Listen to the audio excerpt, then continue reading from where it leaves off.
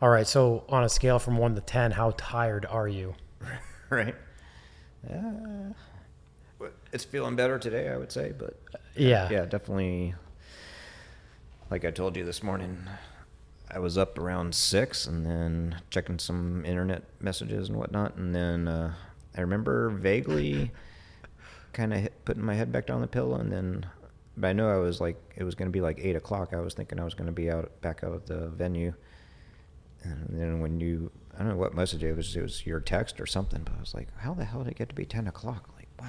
Yeah. Well, that leads up to what, like a week worth of prep. I mean, 6 months probably worth of prep, but like a week worth of it's grind time before the show.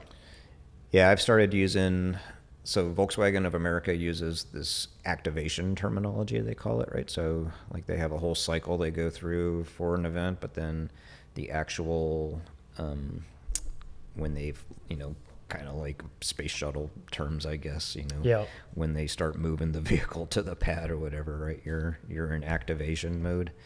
So I've started kind of thinking about it like that too, because I feel like, all right, Sunday now is what we've kind of learned over the years is pick up the truck, load, and Monday get it to the venue. But Sunday is the kickoff of activation, right? Right. When you transition from talking and planning to doing. Right? Moving things. Yeah. Yeah.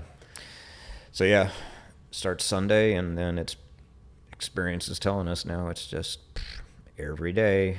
I think this year we're a little better. We had a couple of days where we were able to not be a full 8-9 hour day at the venue. Yeah. Setting up. There was a couple of days where it was maybe 7 or 6 or something. But yeah, it's crazy too, because like I was telling someone this the other day, the very first show, I rented a car from Hertz, and it turned out they gave me a Volkswagen Passat as my rental to tote the stuff to the show. Yeah.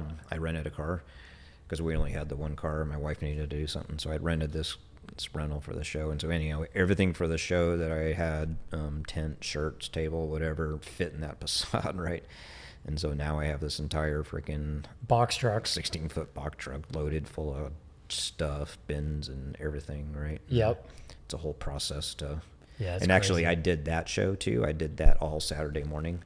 Yep. Right. Just took everything. I mean, it probably started at 4 a.m. or something, but still, yeah, it was like everything was Saturday morning set up, and then done. And so now we're at this point where it's like, yeah, this is whole crazy. And it could still be more refined. I mean, every year we look at it like, could do this sooner, do that differently. Yeah. But I mean, I was telling Jason's here watching this, but Yeah, not enough gear, just unfortunately. I've just learned over time, like the guiding rule is, if you can do it today, do it, right? Don't think you can do it. We used to say, oh, we can do that Thursday, or we can do that whatever. Right? If it can be done today, just freaking do it, because there's always some dumb thing, it seems like, that comes up, and then you're freaking scrambling that last day, or that even, like for us with the barbecue starting on Friday, that's not really even much of a setup day anymore. You want to leave. You want to be done. And everything's done, right? Ready to go. Yeah, you want to be done by Friday, even though technically people won't really start rolling in until 12 or whatever. But yeah, like we want to get to the point where it's just the very last little bit, if anything, is on Friday. Yeah. So for anyone that doesn't know, you put on Eurotripper in Fort Myers, Florida. And this one is number 8, right? This is the 8th year? It's the 8th event. So we skipped the year before last. That's right. So 2019. So in a way, we have 9+ years or whatever of experience going at it now. Yeah. And so this is. So I mean, I guess to back up, I mean, this is the day after the show, so that's why we're exhausted, we're sunburnt, and yeah, we spent most of the day today tearing everything down. Like even you're probably surprised when I was saying.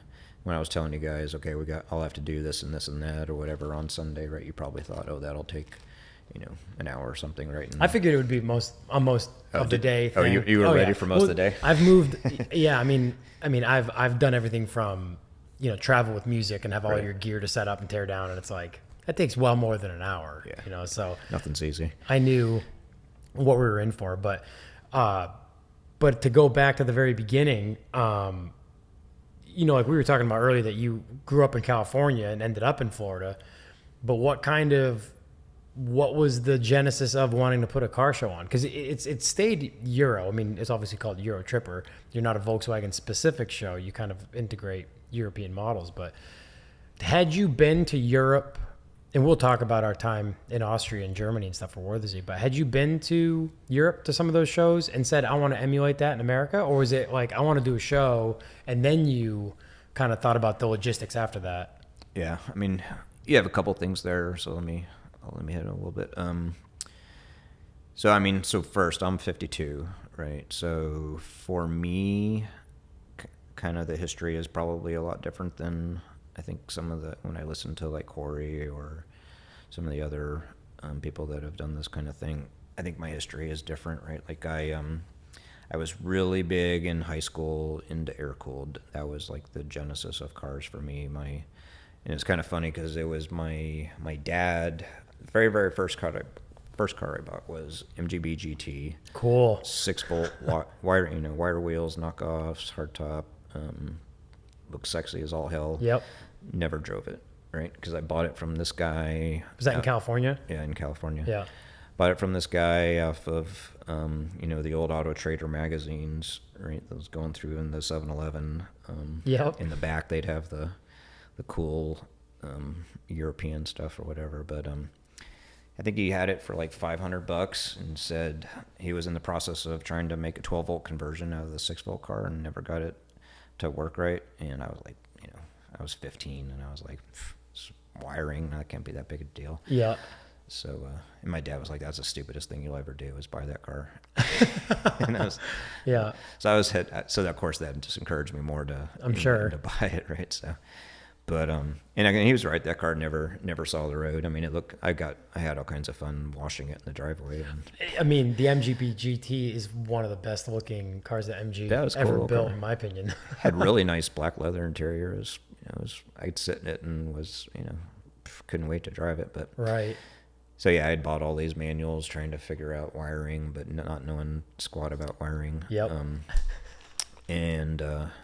So when I getting closer to driving age now, so I had that car for a couple of years, never running, but still wasn't legal to drive, so it really didn't matter too much, right? But get closer to driving age. Now all my friends are, getting cars and still not having a car, so I really want to get a car. So my dad finally, kept telling me you should just buy a Beetle, right?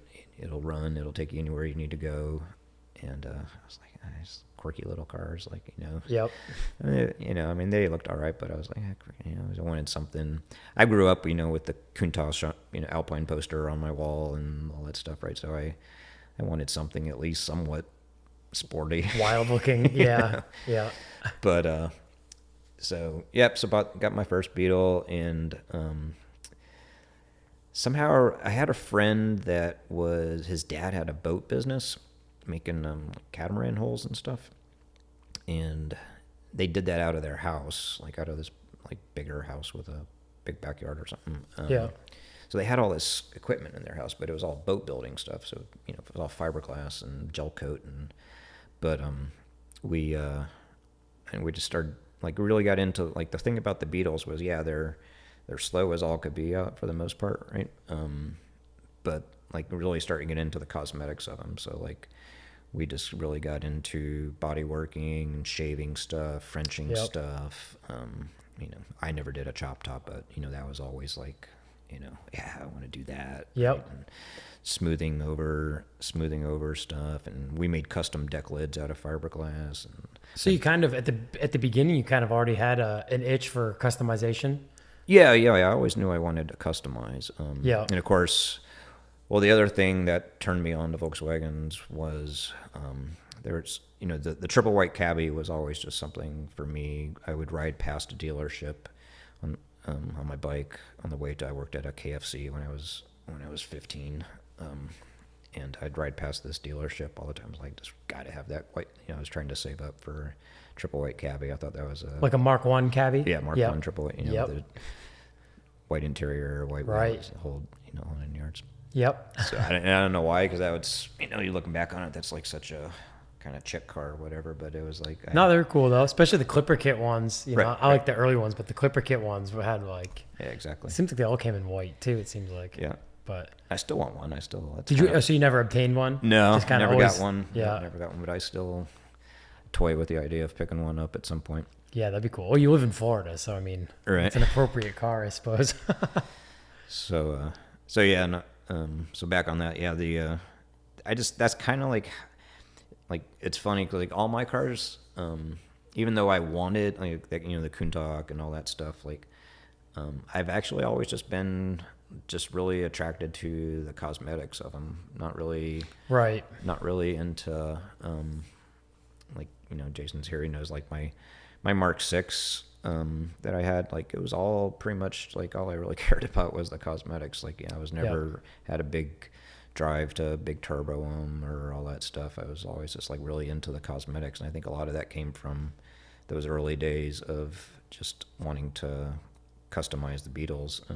We're cut from the same cloth in that sense, because I've never done any sort of crazy motor swap or big turbo, or it's always been cosmetic and aesthetics. That's it. Like if keep it as OEM drivetrain as possible. So if you need a part, it's off the shelf. It's running as it should. Right. I'm not messing with too much. Yeah, so I understand that completely.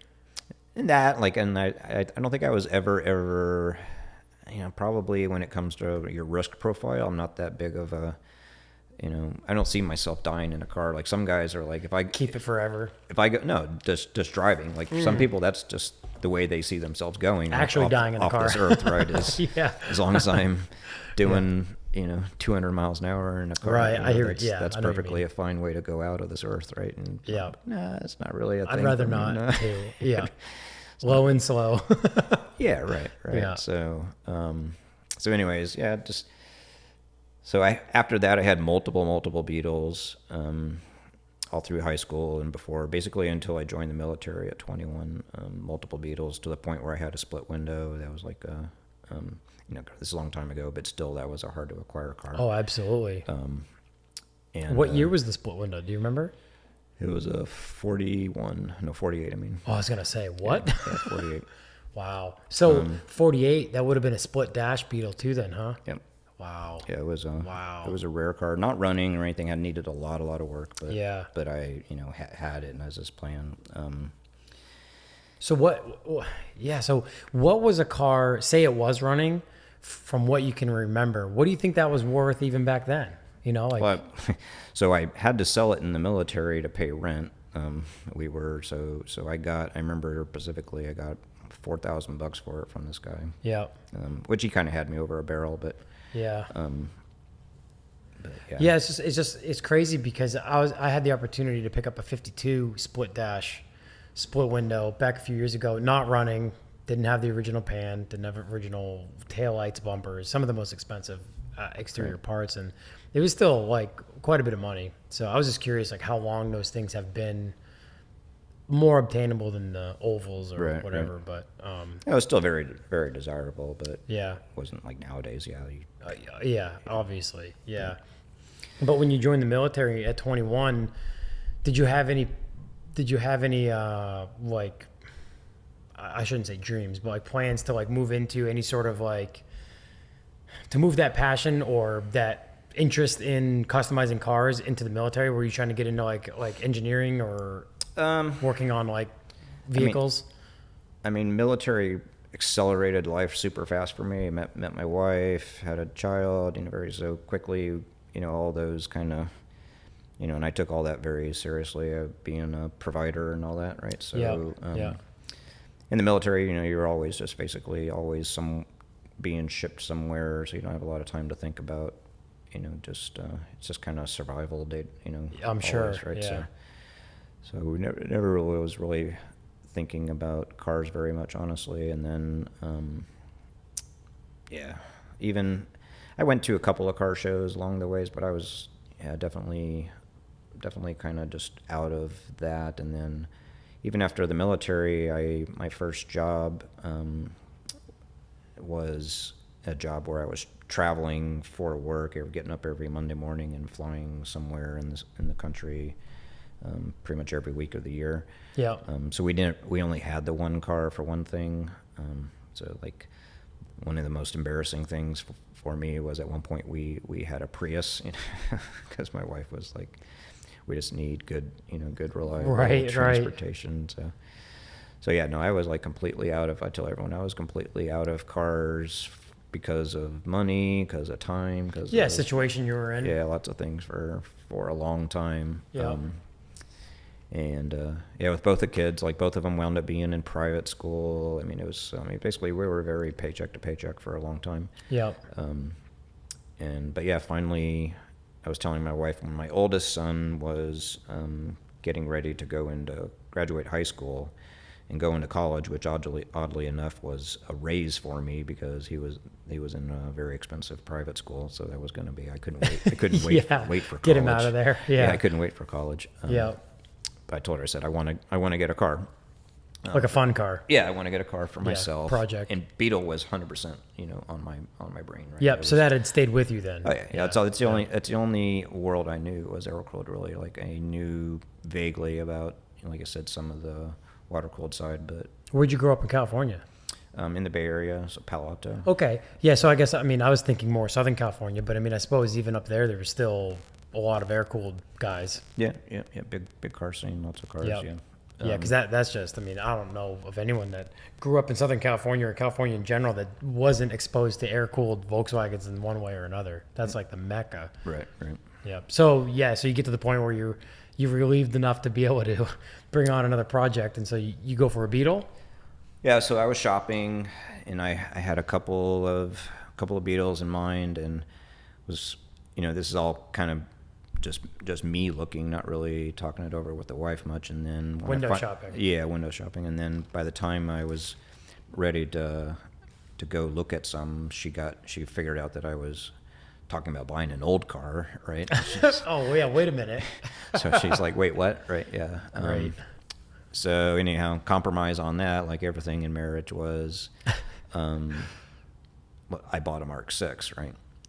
She's like, at least something that we can use as a second car and that kind of thing. Yeah. So for someone who's not into cars, I can kind of understand that, I suppose. Yeah. But for us guys, it's like, right. Just want something old to tinker on. Yeah. So I succumbed, bought the Mark6, and yeah, the way that story goes is, that car wound up being extremely customized. But yeah, so that's the, when you say the Mark6, that's the one that you had when I met you. Where did we first met? Well, I don't know, like 5 years ago, maybe 5 or 6 years ago. What was it? Might have been Simply Clean, 2015, maybe 6 years ago. Yeah, it was definitely my Mark6. Yeah, okay, because you had done quite a bit of work to it. So I had assumed you'd had.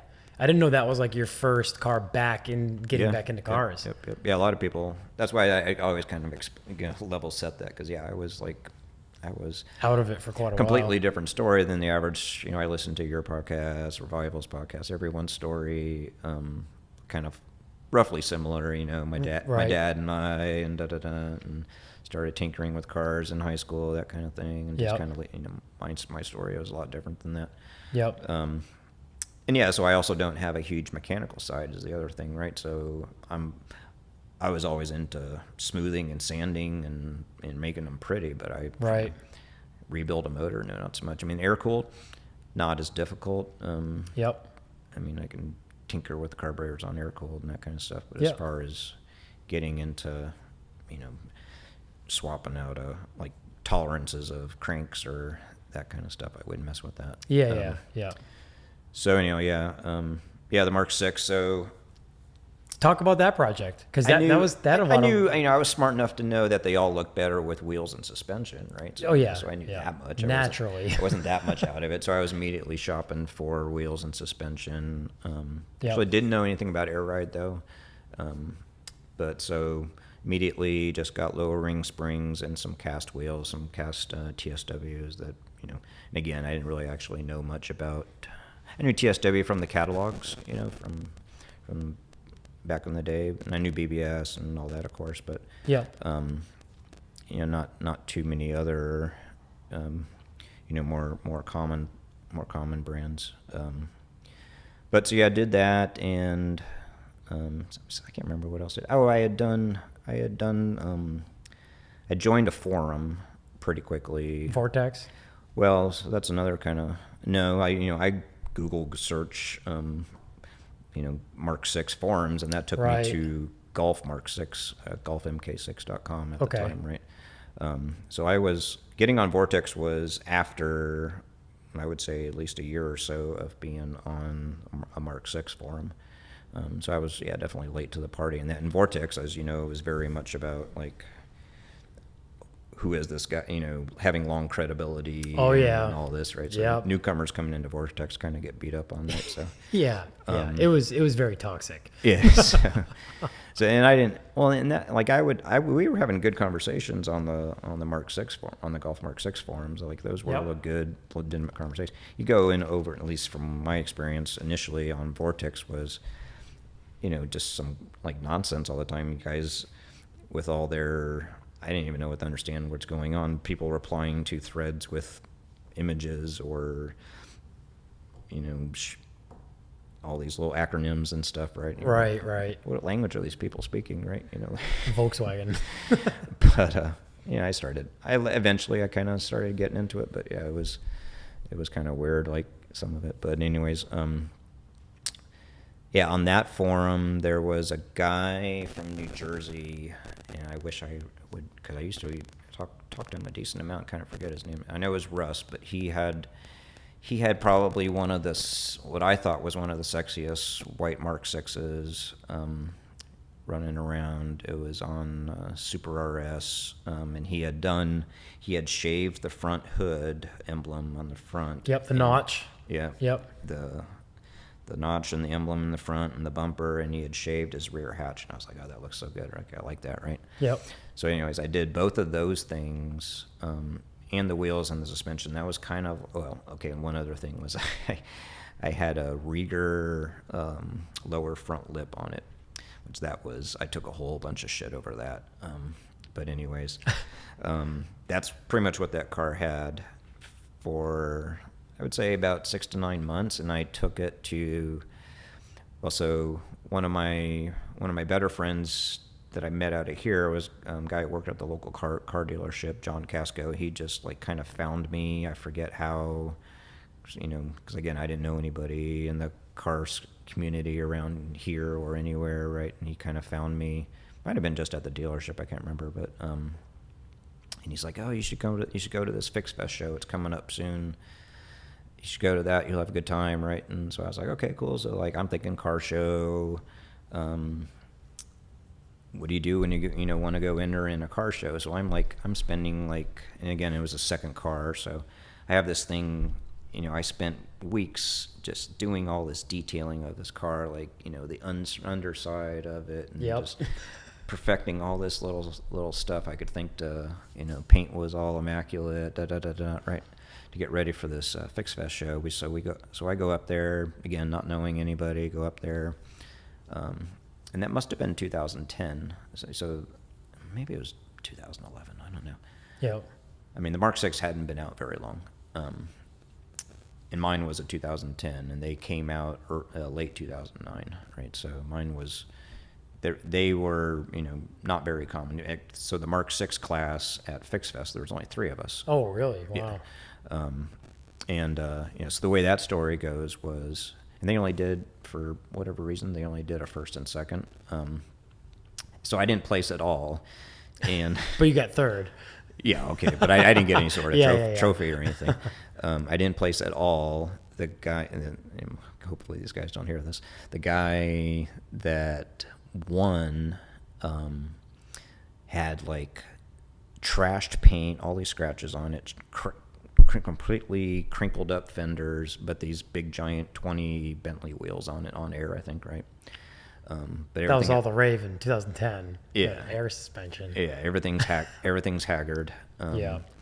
And the other guy was a guy who I later got pretty good friends with, Stefano. He was always super creative. He had made a shifter out of pennies, and and like the floor of his trunk was all pennies, and Yeah. he was creative. But the thing I remember about it was there was something really weird about the suspension, because the car was sitting at the show with a jack holding up the rear end, right? He had a jack under the car. I don't know what was going on with that. Like maybe he had a blown bag or something. I don't know. Could be. But so yeah, like I'm like, what the, Welcome to the Volkswagen world. Like, yeah, I came out of that going, what in the world, right? And I think I said something on like my Golf Mark 6 forum, right? And yeah, someone was like, bags and wheels, bro, like you don't get it, right? And Yep. Welcome to the scene. yeah, right. So it wasn't like I had a dying desire to win or anything. It wasn't like Right. didn't like. But you didn't understand. Yeah, Like, I didn't immediately go out and buy bags and wheels or anything, but yeah, that was kind of something. And then so John some more, talking to John Casco some more about that. And he's like, well, what you need to do is you need to go to Soho, right? And it's like, okay, well, where's that, right? So I actually didn't bring a car to Soho because I can't remember what it was, but John and I were going to go to the Dragon, because he used to go to a Z Days event also in Tail of the Dragon that was the week before Soho. So I flew up with him. We went up to, well, he had just bought a Mark 6R, and that was his kind of project that year, was to take his new R to the Dragon Z Days and then take it to Soho, right? So we flew together to Atlanta. He used his dealership connections to get the car shipped to Atlanta. Yep. We grabbed the car there, went to the Dragon, spent time up there, and then went into Helen. And so yeah, no, I mean Helen, yeah, literally, just changed my life. Like, What year of Soho was that? 2012? yeah, it must have been. That was the first year I went. Okay. But I didn't, as well as you, I didn't bring a car 2012. Right. I was living in Nashville, and I was bringing my 1969 Mercedes that was not too far off the ground, and I ripped the whole front end out of the car, hit road construction like 3 days before we left. So Right. I arrived passenger seat, but it's funny that was your first Solo. It was mine as well. And I remember distinctly, because we were coming from the Dragon, so we came in from the north side, and just that road winding in. Incredible. And yeah, from being down here all this time, like it was like, what in the world? Like, this is so crazy. It's unbelievable through there. Yeah, just the scenery and the roads. And John, John's a really good driver, so we're ripping through those roads. And Yeah. But it was way more than that. Like so at the time there was this group in, like, it's kind of weird. Tampa's 2 hours away from us, but they had a club up there, Gulf Coast Euros, and they were just really tight, really connected, and they all had cabins, and yeah, it was just I just had such a good time. Yeah. I don't even remember, honestly, the cars, or the car show itself so much. It was like The atmosphere of just being in Helen that weekend. yeah, it was Yeah. just like it might have even rained, I think, but I think it was overall good weather, but yeah, it might have had at least a day of rain. yeah, I can't remember, but Yeah. I mean, we were there we were in town from like Wednesday to Sunday, so we, just lots of stuff going on. Met a whole bunch of really nice people, and so I came out of that really jazzed, right? Yep. So then I really wanted to do more to the car after that, so yeah, I started doing more stuff, and then it always has been the case that I worked for this German software company for many years. So I immediately started also, before all that, I had basically just, anytime I had a work trip over to Germany, I would just go to work and come home. I wouldn't do anything beyond that. Right. That really started me wanting to check out events over there too, because somebody had said that, I think, at Solo too. It's like, oh, you think this is amazing? Yeah. You need to check out this, and you need to check out that. Right. In Europe. Yeah. So well, of course, everyone at, when you're at Soho is telling you about the real War of the Sea too. So that was Right. that was on there, and then you're telling me about all the other amazing events over there, right? So, so I started checking out those things every work trip I had. And I usually, I usually am over there 5-6 times a year. Not nowadays with COVID, but usually Right. 5-6 times a year for work. So got to see. First one I went to was Edition, but I think I've been to pretty much all of them. I mean, I haven't been to Racism now, but Yep. but anything in the UK, I've been to the Dutch shows, the French shows. Yeah, which our people we're all friends with. Ilche at VW Days. Obviously the players, boys in England, and Rob in the Netherlands. He's in the Netherlands, right? Yeah, he's right on the German-Holland border. That's right. Yeah. MkI VW. Yeah. But Had at that point after Solo 2012, had you thought about Eurotripper yet, like putting on a show? Because that was like a year before you must have started. so I'm really conservative in general, like so yes, but no action at all. Like Right. You just thought maybe it would be cool to put on a show. Well, yeah, I started.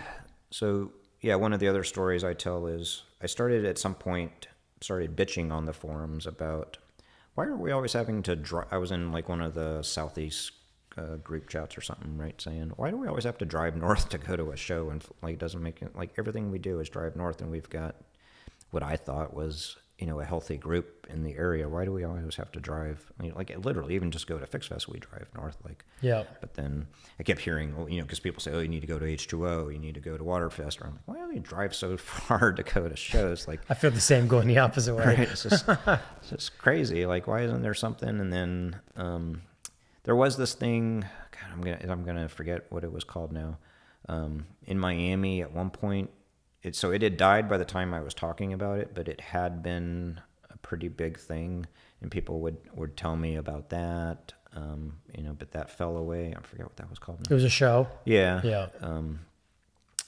But so I hear about that, and anyways, someone just said one day, dude, quit bitching about it and do something about it, right? And I was like, Maybe I will. I wonder what that would take, right? So, Right. And so Justin at Eurotuning, always just been a really amazing guy. I'd met him at GCE stuff up Soho, and just a really down to earth guy. He owns Eurotuning. He started that as a one man shop by himself. Yep. And has grown that, him and his wife, and they've grown that now. They're a 30-person plus business. Quite a facility. Yeah, and then even looking for another bigger one even now. Wow. But anyways, yeah, he was always like, do anything you need, like I'll tell you, help you any way I can, and there wasn't lip service at all. Like it was, it was totally the case. But I was, like I said, very conservative. So I tell people, like, kind of when you transition to promoter, like you all, like how car guys are always looking for barns or looking for, spots where there might be some hidden gem. Yep. I think car promoters are For those venues. are always looking at spots of land going, could I do an event there? And like, Yep. For whatever reason, I don't know why, right? Like, and I was, and this is when I was starting to hear a lot of shitty stuff about events too, right? So a lot Right. of stuff going, and I think this is probably when Solo starts having some problems too. So, Right. so I was, wanting to do events, but I was always very hearing these stories and hearing this stuff. It's like, how do you protect yourself and how do you make sure stuff doesn't happen, right? So I was very cautious for, before I did anything. I was talking and looking, but I was very cautious and very nervous about, being legally protected, but how do you also make sure that the venue fits, that you can't have shenanigans and Right. just all that kind of stuff, right? So, Yep. so I was pretty tentative. So amidst that, you were traveling to Germany for work and kind of seeing what the guys over there were doing as far as their cars are concerned as well. Yeah, and the cars, so in parallel, the Mark VI is getting crazier and crazier. That car pretty much by the end. You had quite a bit of like pretty rare like Euro bits on that car. Yeah, going over to Europe was, and there, the Mark VI, I feel like it could have been a vortex factor, but the Mark VI was so much more more interesting and fun to get all those little dumb Euro bits. Yep, I know that. The Mark 7 is just very well equipped. Really, there's some things obviously, but there's this guy that he goes by VW Dork, John Williams, but he was just like I think all of us were just constantly trying to keep up with this guy. He was just, I mean, he imported a windshield from Germany, and 2 of them broke on the way over, just so he could have the rain sensing function, which wasn't available. Really? Yeah. Wow. I mean, See, I love that kind of so stuff. So many crazy things that guy did to his Mark 6s were just like, I mean, it was just crazy, like the amount of effort he was putting in and how much he knew about just all these rare Euro bits, right? Yep. And I really started wanting to, so I would use all those, like, I started going to dealerships all the time when I was over there. I started going through catalogs and going through trying to find little stuff too, and right, trying to, I know, probably kind of one up them a little bit, like, yeah, I found this or I found this. Yeah, but that's the fun drive, Yeah. Yeah. So, that got to be kind of fun. But also, yeah, all the, so that car had lots of Euro parts, but also, I mean, it was all definitely OEM. Like, I never did, if OEM was an option minus, suspension and wheels, right, it was going to be OEM on that car. So that had like the time the 35th anniversary edition was only available over there, and getting that bumper was, a very difficult thing. So I got that. I got just a bunch of stuff that was, to the average guy, it probably just looked like another factory stuff. Another Mark 6. Yeah, but a Mark 6 guy would be like, oh, we can't get any of that stuff. Yeah. So like, I don't know if you noticed, but on stage this past weekend, Matthew Chappledine had his 3.6 swapped Mark 6 on stage, and yep. That's what he was talking about, is he finally got my bumper from my old car on his car. He's got my old seats in there, which those seats were like an incredibly difficult, expensive journey to get. And what were those? So the Euro Recaro wingbacks, they're an option on the Mark 6R in Germany. Yep. We were talking about the seats last night, but I wanted you to talk about the seats for anyone listening. Yeah, I mean, the Euro market, they offer some expensive upgrades. It's not a standard thing, but yeah, you can get these Recaro wingbacks, Alcantara. Yeah, wild seats. Yeah, very nice. Like more standard equipment on an R8 and stuff like that. Yes, yeah. Very nice seats. And it was a year where I'd probably trying to keep up with John, but I'd also gotten a really good bonus, and I was like, treating yourself. I'm gonna treat myself. Yeah. Yeah. Well, it was also a little serendipitous. There was a guy at work in Germany. There was bulletin boards. He had bought that car. He had bought a Mark 6 over there with those wingbacks in it, and realized he was too tall for him. Right. Yeah, you were saying that. And he posted on there, and I was like, oh, perfect, right? I'm gonna buy these. And so I eventually got him home. But I love that stuff though. I mean, that's what I did with like my E23 and my Derby. Like, I love the OEM plus hunt, basically, because it was designed to be in that car. But if they were low number parts or super expensive, they're super hard to find. So right. I like that. Even though I haven't owned a Mark 6, and there's a lot of stuff that even yesterday at the show, there's a lot of more modern Volkswagens that had super rare OEM plus components on them that I wouldn't know until the person said, like, yeah, that like front bumper, right, like, is only available in Europe, and it took me forever to find it. Like, I love that and appreciate it, and I like hearing about other people doing that to platforms of cars I don't know anything about. Right. So when I see one later on, I'm like, hey, I know what that bumper is, and those things are super hard to find. Right. But that car, when you ended up selling it, had you kind of started the Mark II build when you still had the Mark 6? Did those overlap a little bit? Yeah. So So I had the Mark II and the Mark 6 both together for, I think, about 2 years. Yeah. I didn't want to jump too far ahead into the Mark II build. I just was curious because I know you don't have the Mark 6 anymore, obviously. So. Yeah, well, so the way the Mark II came about was, so in the hunt for Mark VI perfection, so what Matthew has done was a large part of what I wanted to do was I wanted to do a 3-2 swap. That was the perfection for me. Yeah. And it started again with a dumb forum conversation. Somebody saying, "Oh yeah, it's super easy. A Mark VI and a Mark V are the same car, so just buy a Mark V 32 and easy peasy." Yeah. Right. So I started this thread and talked to. That led me to United Motorsports. People telling me he's probably the only guy who could do something like that at the time. And talking to Tom about that, and Tom was like, mechanically, I'll have the car running in a day. That's not the problem. It's going to be all the wiring harness and Right. mobilizers that's going to. Yeah. And I was like, "Well, that cost?" And he's like, "Probably 15,000." I was like, kind of crushed my dreams a little bit. Yeah. So, but I really wanted, like, it'd been, that I think at Sowo, I'd heard that growl going down, and I was like, "Oh, I want that. That's just, Yeah. Oh, yeah. I want that, right?" So, yeah, so then started talking, looking more at VR cars, basically, and that led to a lot of VR Mark IIs, and just realizing that would be a lot easier car to have. Right.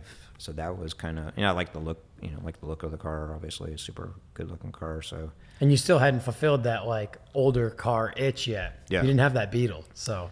Yeah, and I was, there was a large part for a while. I was like, should I, because at this point, my kids were going to college, and I was having more disposable money and get more into cars. So Yep. I was kind of, wanting to get into lots of things. I bought some Mark IIIs in that time. I was getting more and more of the itch all the time. Yeah, of the vintage stuff. Yeah. So. The Mark II, I mean, that you went, and it's still currently, like, went deep with that car. Yes and no. Like, so the story with that car. So yeah, I was decided I wanted a VR swapped Mark II. Right. So start looking for Mark IIs, and I wound up buying two Mark IIs before the one that I have right now, and it was just the thinking that you're doing a complete project. It doesn't really matter so much what you're buying because you're gonna wind up restoring and redoing it anyways. Yep. And I didn't know, at the time, I knew way less about doing restoration and bodywork than I do now. I was relying on this pal of Jason and ours, Jeff Painter at the time, to be my, guy to do that sort of stuff. And he was kind of like the same thing. He was like, I just get a shell and then we'll go through it and redo it, right? Yeah. But both of the ones I got, by the time we looked at them, they're like, "Ugh, sunroof car is really rotted out. This car, it's really bad. It's going to be floor plans are really gone. There's, and so wound up getting rid of both of those. Jeff kept telling me just find a, okay, scratch that plan. Find a really good, solid, original car as a starting point. Right. It's a clean, original car. Yeah. So I was looking, and take your time. Don't buy so fast, right? So started looking more for Mark IIs, and so the white one that I have now had been on Vortex for a while. So Neil Williams built the car, the Mark II that I have right now, and he had done a really, really good, full, nice job on that car. That car was actually in PVW. Oh, it was? Yeah, as Neil Williams as the owner. Yep, I didn't know that. Yeah. So he basically did a complete mechanical, front to back, like everything, brake line, suspension, everything was completely fresh on that car. Yeah. And I think the way he's described it was a clean original OE car when he got it. So it had all original interior, and then he did a shaved bay. So he did the shaved bay, and he had put a 8-valve. I think he was originally 8-valve on ITBs on it. Yep. And that's how it went into PVW, was shave bay, exterior respray, OE interior. Yep. Was it white then? Yeah, white. Oh, it was white, yeah. Yeah, white car. And then, so eventually, through another, I think, I can't remember if, I know I didn't buy it from Neil, but I think the guy that I bought it from was like real tight with Neil, and was kind of doing the listing for him for some reason. But it sat there on Vortex for like, it was expensive for a Mark II at the time. Yeah. I think he wanted 8 for it. But magazine, PVW tax. That, yeah. I mean, it was a very good, still is a very good car. Yeah. And anyways, I kind of kept my eyes on it. I'd messaged him a few times about it, and kind of got to where I think there was a baby involved there somewhere too. Impending baby coming. So. Like, cause of a lot of guys selling cars. Yeah, so eventually, basically, we got to a price that I was like, that probably makes a lot of sense as a starting point. It's more than I wanted to pay, but probably makes a lot of sense as a starting point. Right. Get some bases already covered. Yeah. Yeah. But I still was very intent on the VR swap, right? Right. So car shows up, and so I bought it sight unseen, just going by pictures. Yep. Comes down from Pennsylvania on the transport, and got to go drive it. It was a running car. Driving. Yep. Had a 16 valve in it now, though, not the 8-valve. It had a 16 valve when you received it. Yeah. Yeah. Okay. So yep. he had gotten off ITBs. It was now on Mega Squirt 16 valve, and so I got to go drive it. Like, I seriously thought I was taking the car, straight. Take the motor right out of it. Get Yeah. right to it. Yep. And I was like, "Well, this is a fun little car." Like, yeah, I was ripping around in this car. Took it to, I think pretty soon after that, the local Volkswagen dealership. We did some sort of an event, and everyone really liked it. It was on BBS. It was lowered. Yep. He had it on 15-inch RS. It was. It's just a quintessential looking. Yeah, it was a Mark II. It was a sexy car. Yeah. So I was like, I'm gonna drive this for a year or so before I go do anything to it. Good call. Yeah, to enjoy the car. Yeah. Yeah. So I did that. I think I took it to Simply Clean on the RS. I knew I wanted E50s. Like, that was. Yep. Dream wheel for me as well. Yeah. Somewhere along the way, I was like, I want E50s on that. So I was immediately on the hunt for E50s. And I knew I wanted 16s on that car. E50, yeah. So the E50s, magnesium motorsport wheel, right? The E50s are magnesium as well. Right. That's what I thought. So those are, for anyone that doesn't know, that's like the BBS E50, and a few of those other E series wheels are obviously iconic BBS wheels. But the E50, in my opinion, is like the BBS wheel, I think. So yeah, well, for me, it goes back to those posters, like I was saying. Yes. Yeah. Ferrari 308. Yep. The wheels I bought came off of a 308. That was my next question. Yeah. Like, where did you find the wheels and what they came off of? So. Well, I bought them off this guy, Dave, who runs Save the Wheels. Okay. But he was at the time a Mark VI kid also, so he had been doing a lot of educating to me on what he calls whales, right? Whales. Yeah. Yep. Yeah, about what's so great about all these old vintage wheels, right? So I was following a lot of his stuff, learning and stuff. But so yeah, I knew I wanted E50s, and as soon as I knew those were on old 308s, like, that was something I wanted. That's my other like dream car. That's what, the pair together is why. Yeah.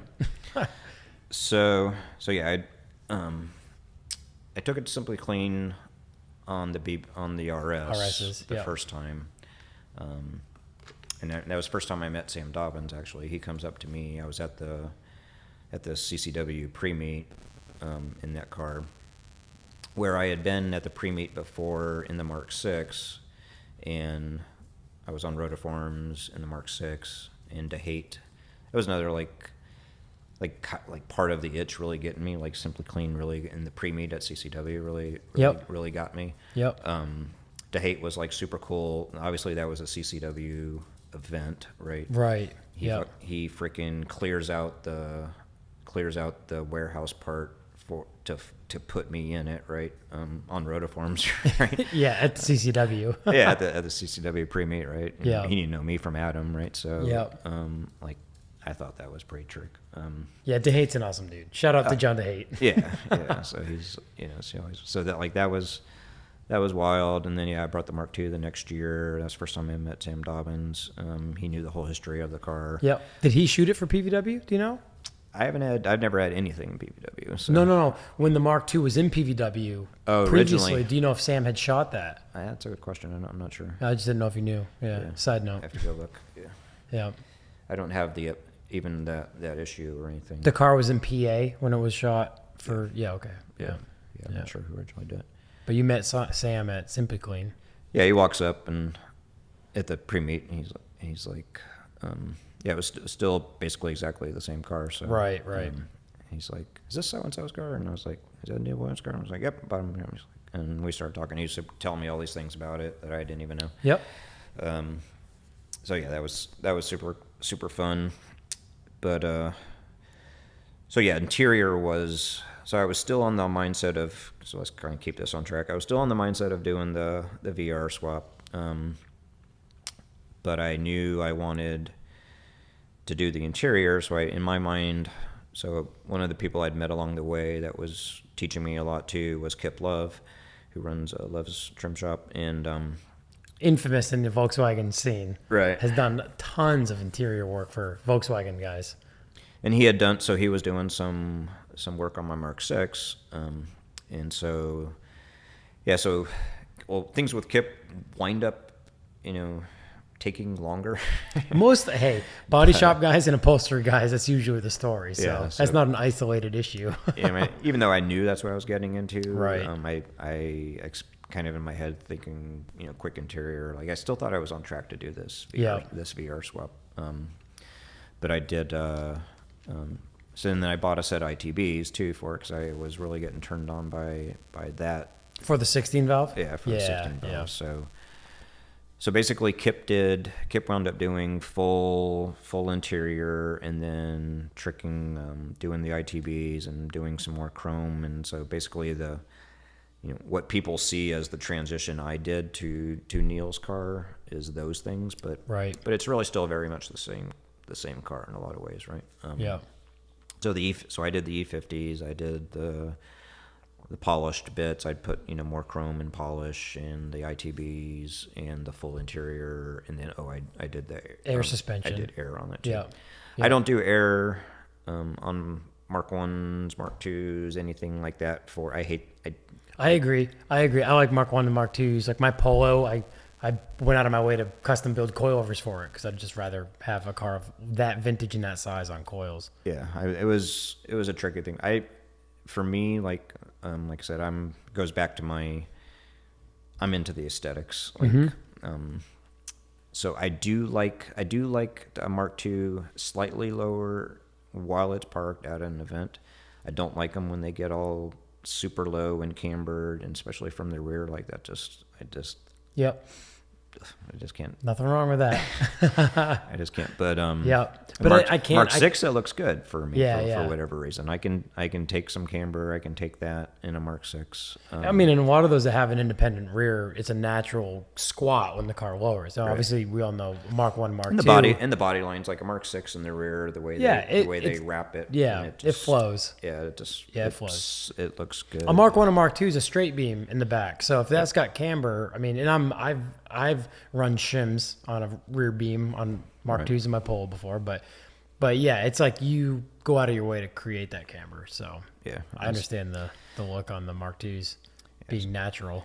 Right. So like I said, I use it for that little bit and just getting over speed bumps or whatever. Right. Like that's really all I like air on those cars for. But that makes all the difference. So when you park it and you can set it down to the lips or set it down closer to the ground. I mean, I don't know. Sam himself has always said that air ride killed the rolling shot. Right. That was like a hashtag he started, and he's not wrong. And that's so trying to keep it a little on track, but that was something I was very passionate about in my Mark 6 was I would not do the fender lip stuff. I wanted to be able to Tuck. do a rolling shot. Yeah. We talked about that last night, that those cars need to tuck. Like, they just look good with big wheels and just like Matthew did on stage this weekend, right? He made to point out that he's on 20s now, right? Yeah.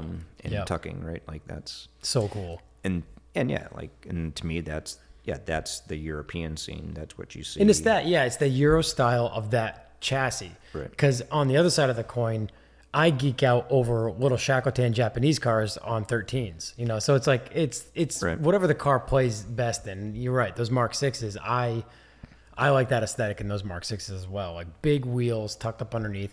I don't know much about the Mark 6s inside. I know a lot of like the bigger Japanese cars run their wiring harnesses through the inner fenders. So if you run real big wheels and you lower them really far, you have to rewire a ton of stuff. You have to rerun harnesses, and so I don't know if him running 20s and tucking on a Mark 6, if he had to do like an exponential amount of work in order to pull that off. His fender liners are probably cut all up, but not wiring, no. Yeah. Yeah, I didn't know if like tucking 20s and being super low on a Mark 6 was like those Mark 6 dudes are like, that's nuts, because there's so much work you have to do to. I mean, so in the UK you can get the Gephardt fenders, which are a widened front fender. You get better steering radius. Yeah, so right. you can actually turn, but exactly. That's about it. Yeah. That I know of. So that's the Mark II. We kind of transitioned to that, but the Mark II right.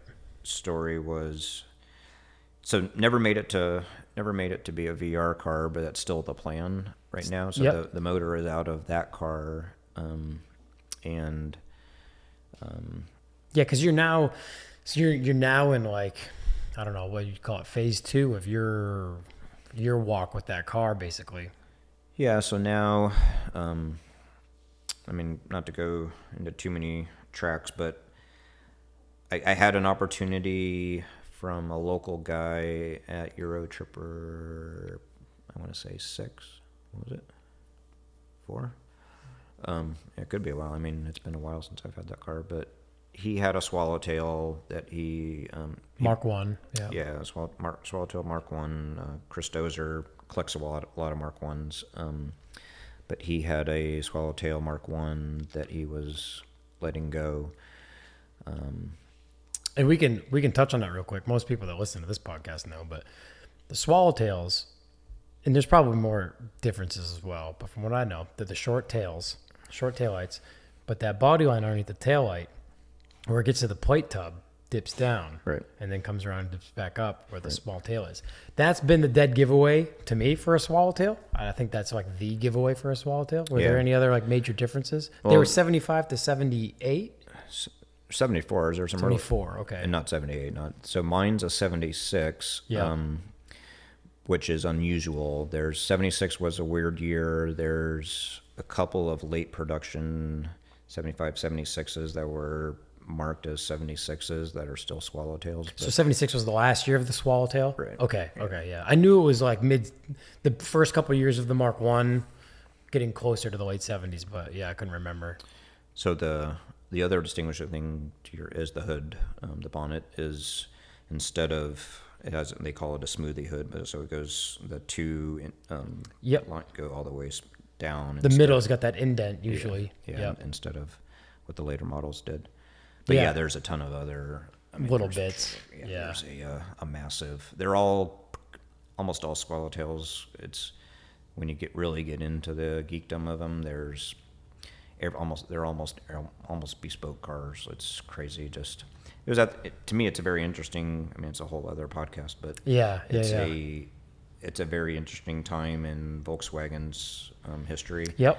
Of how they were building that car and how committed and how almost two camps of the company of what the future direction of the company. Is it going to be continuing in air cooled and pushing that technology, or is it going to be breaking away from that? So the Swallowtail was really, well, we can fill in that gap there, because when they bought NSU, the K70 became Volkswagen's first front-wheel drive water-cooled car. Right. So, and now I don't know this. You might be able to fill this gap in, because this isn't usually tech conversation, but I'm happy when it becomes tech conversation because I learned something too. So NSU, the K70 was NSU's first front-engined front-wheel drive car as well, from what I remember. So NSU designs the K70.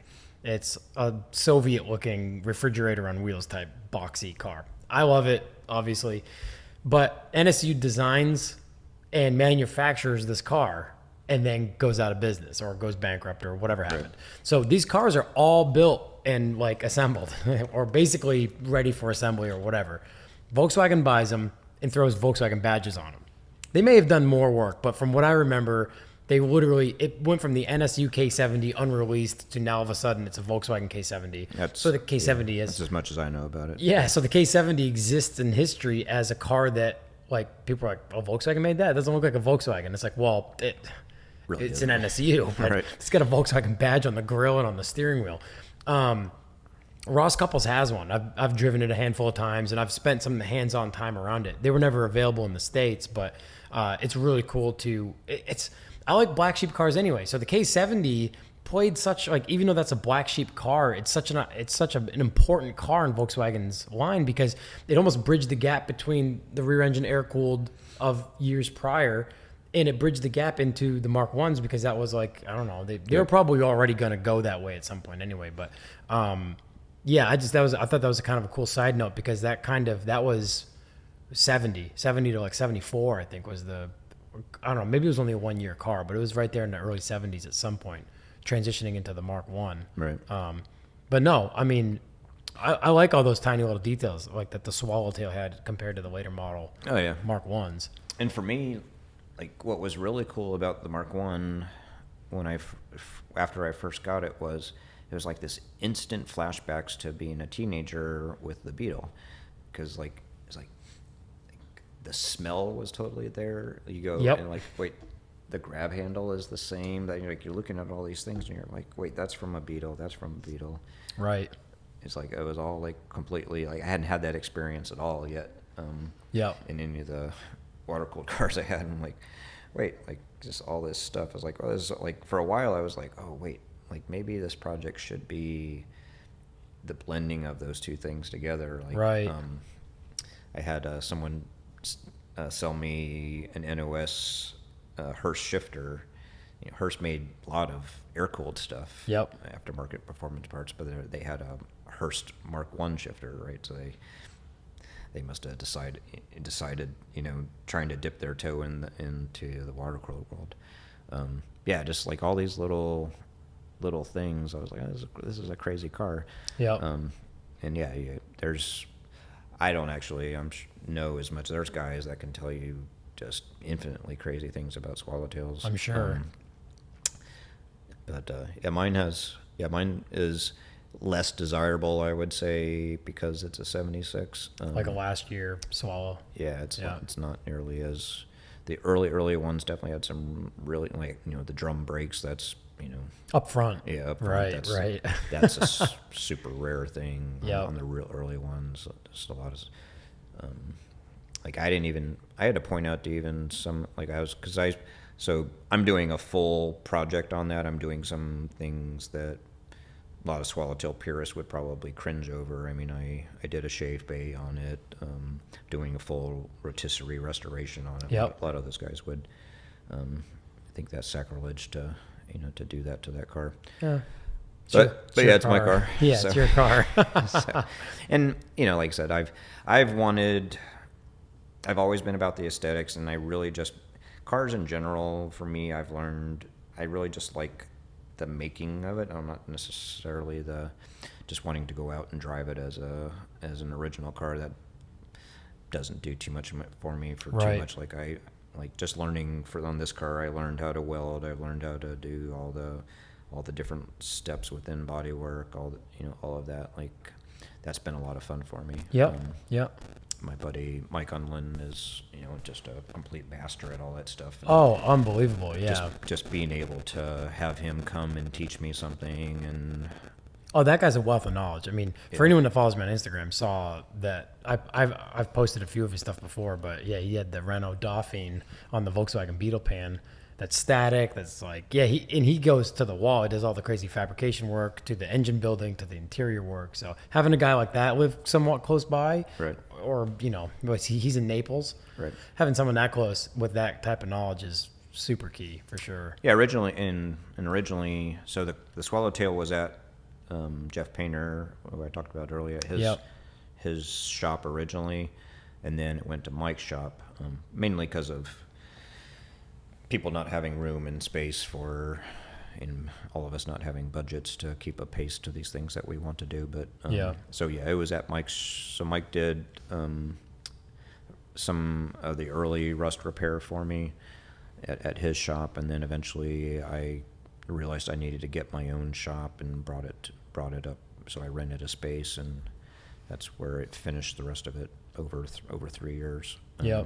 At that spot. And yeah, always making lots of mistakes. I redid many things many times. Mike would show me things and I would do it wrong, and that kind of, it's amazingly, people.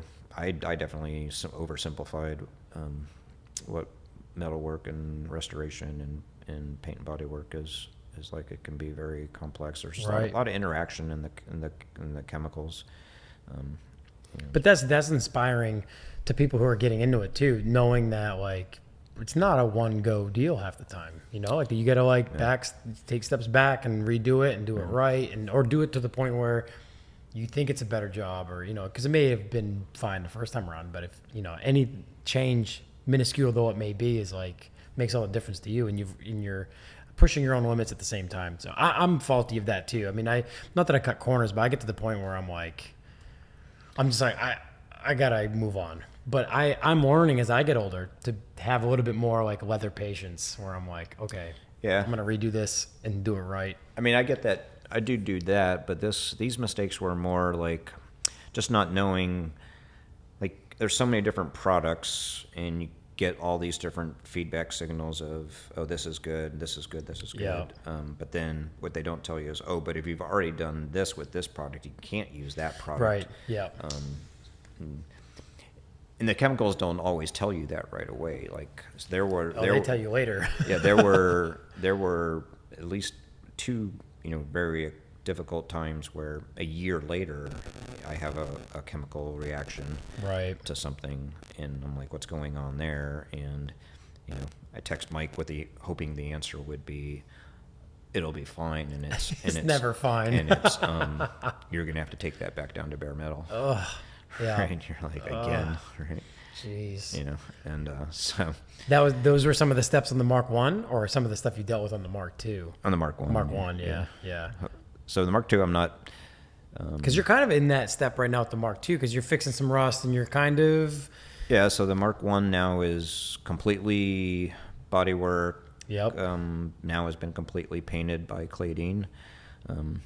And the shell, so it's completely painted Bahama yellow from a 76 911. Yep. And it's sitting on a dolly still up at Sal's place at S&P in Chattanooga. Yep. And he's going to do wiring harness and get the 16 valve from the Mark II is up there. And he's going to go through the motor, new wiring harness, and get it back on 4 wheels. And then eventually once it's mobile again, I'll finish off the rest of it. So I had an empty spot in the shop. So there's things I've been wanting to do on the Mark II. So Neil did an amazing job. There were little things in the bay, like me looking at it later, like kind of wish that had been shaved, and little stuff like that. It is your car now, so yeah, the motors out, and then I had a little bit of rot that was showing up in some lower spots. And then I've always, like, the more I got into Mark IIs too, I was really drawn to what they call the Type 19 look, which was the small door, where you have the divide glass. Yep, and then the smoker window. And they typically don't have the lower trim. Right. So it's very, close to a Mark I look. Yep. So I've always been attracted to that look of that car, even though that car is a much later car. Was it a big bumper car? Yeah, it was originally it's a 90. So even I owned it. Neil did it as a small bumper car. Yeah. Okay. But I've always wanted to take it even further back to Type 19 look. Yep. So that's what's going to happen to the Mark II while I've got it, while I've got an empty shop. Is I've already redone the bay right now. It's pretty much ready for paint. But now I'm going to finish, and I finished up the rot repair that I had, so I've done that. But next step is shaving the trim holes for all the lower stuff. And cool. That'll be awesome. Did the 16 valve make it? The 16 valve is making its way into your Mark One. Into the Mark One. Yes. Yeah. Okay. So you're still going to do the So VR. the to be determined decision on the Mark II is stick with that VR dream. Yep. What else would you? Is there anything else that you'd use as a plan B? Well, there's kind of multiple choices. So there's 3.6s have become so inexpensive in the VR world that if you're going to do VR, it's almost smarter to do a 3.6 than it is, especially to do a 3.2. Yeah. They're very expensive right now. So that's kind of tinkering around. But it's kind of strange. Like, why would I do a 3.6? Because I'm not really a performance guy. Right. So, but at the same time, why not, I guess? You want the aesthetics and the sound. You want like the look of the VR in the bay and the sound of it coming out the back. Basically, that's the only reason why I would do it. Yeah, I really like the sound. Yeah. It's the best sound. It's one of the best sounding motors, period, in my opinion. Definitely the best sounding Volkswagen motor. Yeah, it's just, but so there's a version of that has a really cool sound that I've really been getting turned on to lately, which is the VR5. Okay. So Christian Williamson, who's stationed over in Germany right now, has been getting me turned on to the audio clips of VR5s. And 5 cylinders sound, I'm talking about inline, but 5 cylinders sound bonkers. Right. Like, and that's a close second to best sounding Volkswagen motor, because I've been absolutely addicted to Audi's Motorsport 5 cylinders. Exactly. I mean, they just sound so mental. Right. So I'm assuming the VR5 is like, it has a similar tone because of it has a very similar sound. So that's kind of tinkering in, and of course that would be something kind of different. And there's kind of this thing in the Volkswagen world, I feel like now, where people are saying VR swaps are overplayed, overdone. At the same time, like someone mentioned on stage, Bill Riley mentioned on stage this weekend when he had less owns it now, but right, the red Mark II. Yeah, they're talking about what Jeff Bynum would do, right? And one of the trademark things of a Bynum built car would have been a VR. A VR, swap, right? So, yeah. So that's kind of still rattling around my head, right? What did the VR5 come in? Like a van, or no? It was in like a Polo. I think it was in a Polo. It's really? basically just they've always had so many different. Even now you can get a 1.4 or 1.3, there's so many different motor options over there. So I didn't know. Is that a Euro only motor? I think so. Oh, that's even cooler. I think so. Yeah, that'd be really cool. I haven't really learned too much about him yet, but yeah.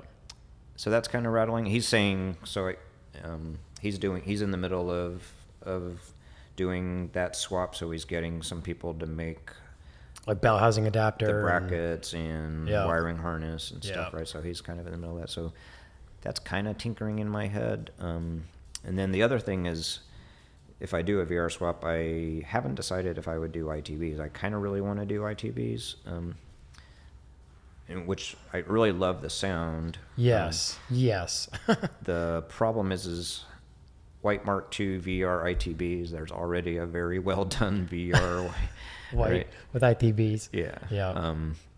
And Nick and I are great friends, and I don't think he'd have any heartburn with it at all. But shout out to Nick Pontario. Yeah. So that car's nuts.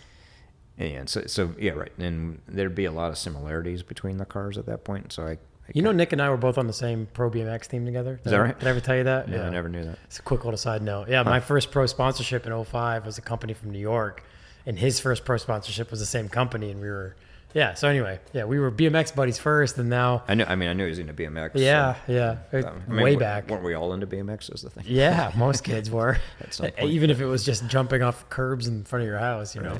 Right. But yeah. So anyway, yeah, Nick's car is wild, but Yeah, and like I said, I've talked to him about it. He wouldn't have any of course not. any heartburn about it. But, Of course not. Your car would still be your car. It wouldn't. Yeah. Right. Yeah, they'd be different cars for sure. Right. But Yeah. So yeah, there's that. I kind of have a niche for a G60 too, but you know, That'd be cool. Yeah. but anyways, Yeah. Because you can get some really cool sounds out of the superchargers. or even a supercharged VR would be cool too. I mean, Yeah. it seems like.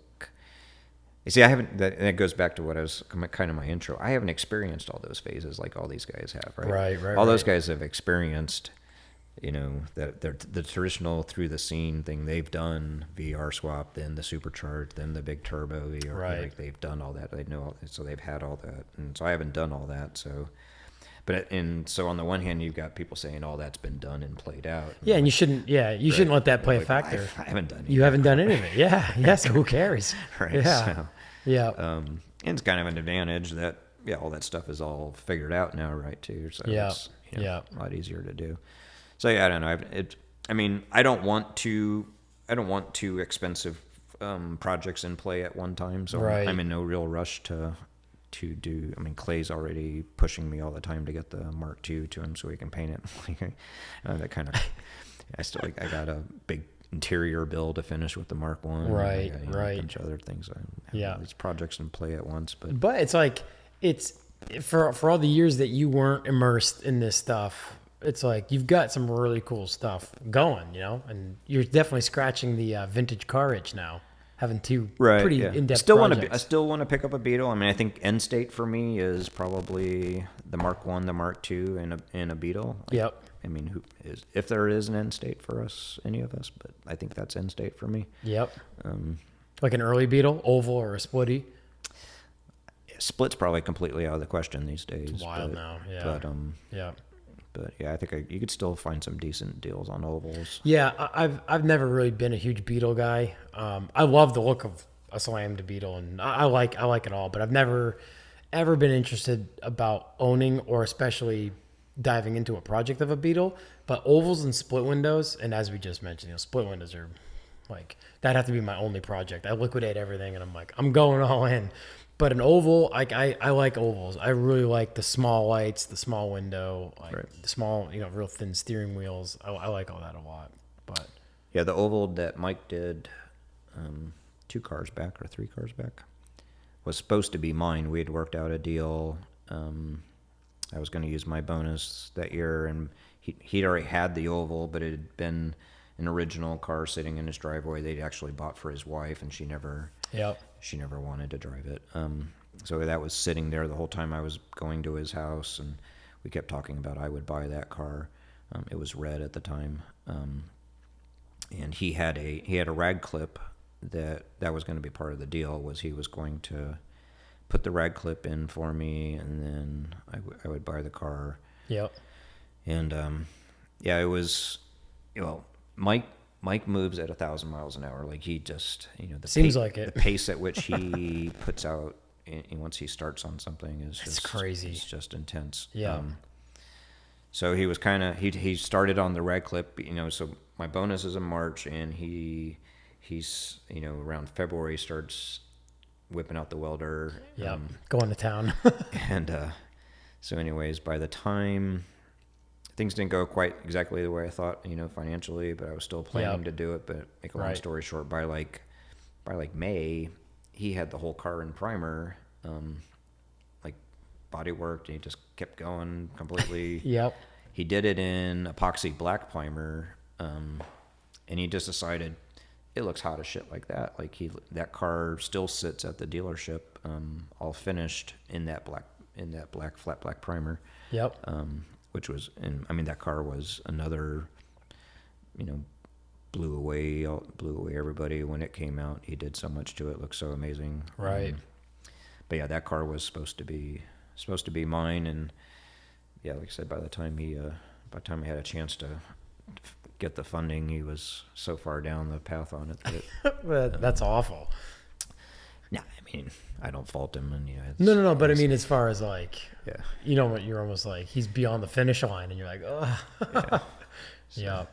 I mean, I know for certain he would have honored the deal and given me the car. I'm sure, but yeah, I just didn't feel right, after Yeah. he'd done all that work, and yeah, so still no Beetle, but to me I think that's end state. I still watch the Samba and those things all the time, thinking I'll pull the trigger on an oval when I see something. Well, I'm excited to see the Mark One. I'm sure there's plenty of people that have seen what you have posted about it. The amount of work and the amount of in-depth levels you've gone to like start that project. It's gonna look awesome when it's done. But it's cool that you've got the motor. You know what I mean? You had the donor out of the Mark II, so it's just a matter of like assembly now that it's painted and just continuing to gather parts for it. I have all the parts, so that Yep. part's easy. I've been collecting parts the whole way. Yep. So I've got lots of rare stuff that I've been collecting along the way. So that's no problem at all. And actually, the interior theme I'm going with is, I kind of call it Singer-inspired interior, where I shaved and body worked everything I could find in the interior side too. I wanted again, going back to Beetles, one of the trademarks of early Beetles is you have lots of exposed paint interior. Yep. All through the dash, all through your door pieces, all through the rear of the car. Right. And then Singer, I feel like, has taken that even further, where they are, smoothing the tunnel, smoothing everything in the floor pans, and you just have Yep. a very simple floor mat. And, Right. So that's I basically, and also I was learning bodywork, so it gave me an opportunity to continue, just keep smoothing. Right. And learning things. So Yep. I've completely have bodyworked the whole interior of that car too. So the idea is to run as little carpet as possible, Yep. have much exposed paint as possible. So there's not going to be much work to it. It's going to have a very simple headliner, very simple little floor mats, and front seats, and not much. I mean, there'll be a rear bench seat too, but Yeah, minimalist look with Yes, lots of there's- paint. yes, Yeah. there's not going to be a lot of interior to do. I mean, What color upholstery? Like, because the car's yellow, so obviously the interior's yellow. yeah, haven't completely decided, but it should be like a cognac brown with the houndstooth is what Cool. I'm looking at. That'd be cool. You thinking BBS's on that too? I have E51s. Oh, you do? Yeah, that I got for that. Oh, I had no idea. Yeah, in Europe that I got. Oh, cool. Nick actually has those right now. 16s as well? 16s. Awesome. Yeah. Yes. 4x100. Wow. So that's why I pulled the trigger on Wow. those. So the E50s are a 5 on 130, right? Oh, no, 5 on 108. Yeah, 5 that's by 108. Ferrari. Yeah. Yeah, that's right. Yeah. Wow, you found the E51s in 4x100. Yeah, so I had to pull the trigger on those. Wow. That's awesome. I have a set of custom split RAs that a guy in the UK made for me too. Okay. Yeah. Took one piece RAs and 16s. yeah, six. Well, Yeah. no, those were 5. But they're up to 16 up to now. 16s, yeah. Right. Yeah. Yeah. I mean, 16s, that's But- the Euro look. 16s on Mark 1s, tucking. I mean, even I the like guys it. that have pulled 17s off, it's like, it's big, but I wouldn't do 17s. no, but- I think 16s is the look. Yeah, I mean, But a lot of people think 15s look better, but I think a 16 looks. I mean, I like too much stuff. So, I mean, a Mark 1 on really aggressive, like 0 offset 13s looks amazing. That's like the polo kind of look. Right. And then obviously right up until the higher Were you offset. with me at VW days?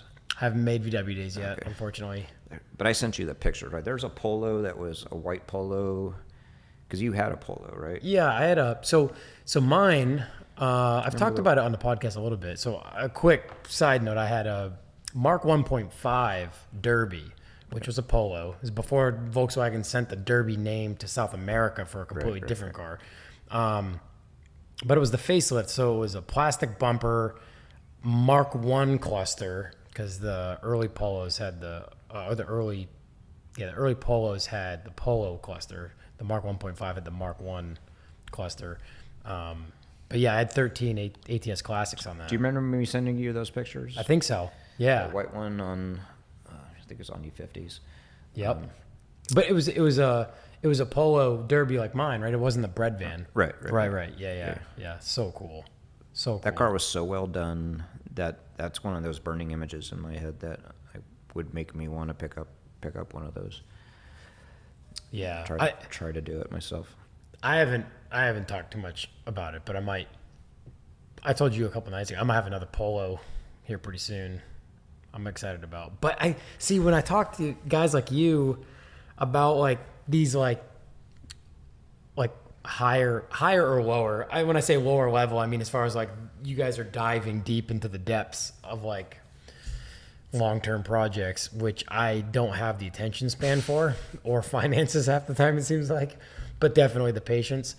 Like my Derby, that Mark 1.5 Derby was a UK market car, right-hand drive. It was an LS too, so it was like the full package Derby. I mean, those things are so rare. There's like 12 or something on the United Kingdom registry or whatever. They're just super rare. And that car should have been one that I was like, all right, this is the VW project. I'm going to go deep with it, And this one coming up that I may or may not acquire, it's like the more we talk, the more I'm like, that should be a car that I like go all in on. But I'll probably end up being like, ugh, I'll just get rid of it.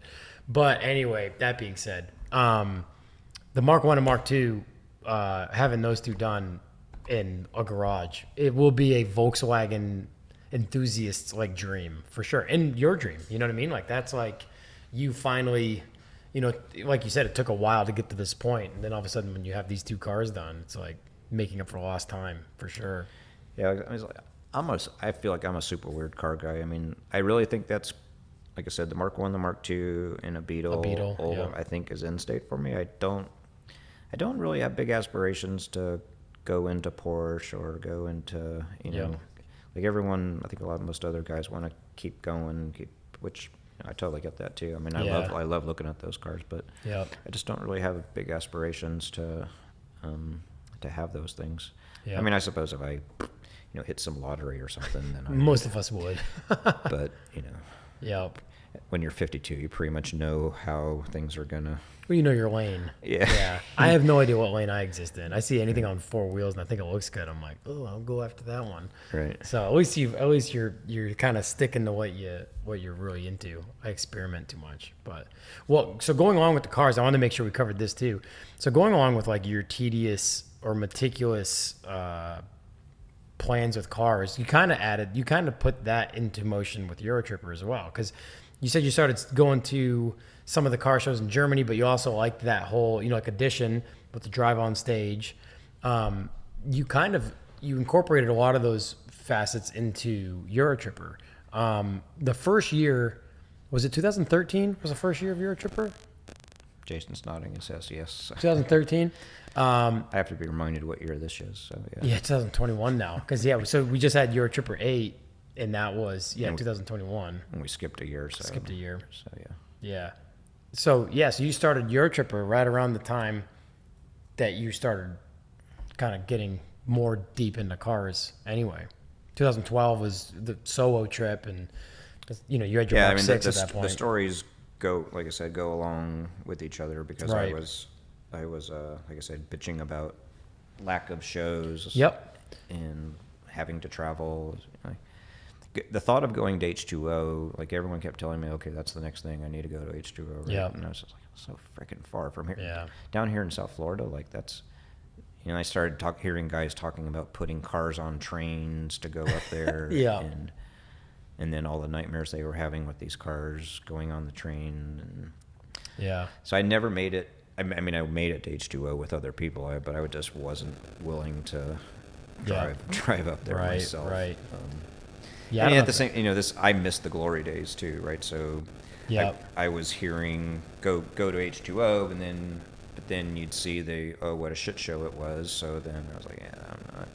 I've always been pretty conservative. I'm not into same into all that. So the allure was, and I went to Waterfest. Twice. It's not your phone, I don't think. I don't think that static is coming through. Hopefully not. It might be that one. Yep. He can't hear it though. It's coming through. I don't think it's on the recording. Oh, okay. I hope not. Oh, okay. Yeah. Yeah, I went to Waterfest twice. It was, Waterfest was, I don't know. I could see some advantages. I mean, I would definitely go if I was from that area. Yeah. I went once. I went in 2010. It was just too hot. It was mid-July. It was miserable. Oh, mid-July, New Jersey, Englishtown Speedway, no grass or shade in sight. Just pavement, wide open sun. And I didn't go back simply because of the conditions. I was like, this is a great show, but I can't survive this. Yeah, the first time I went, maybe it was just a terrible year, but that black top, I mean, I'm burnt right now from our 5 days of being on the South Florida sun every day. Like, right. That day, you went Saturday, and supposedly it's better on Sunday. I literally was so crispy on Saturday. I was like, there's no way I'm going back to this thing. You're getting cooked from the sky and the ground there because you're walking on melted asphalt. Yeah, it was miserable. Yeah.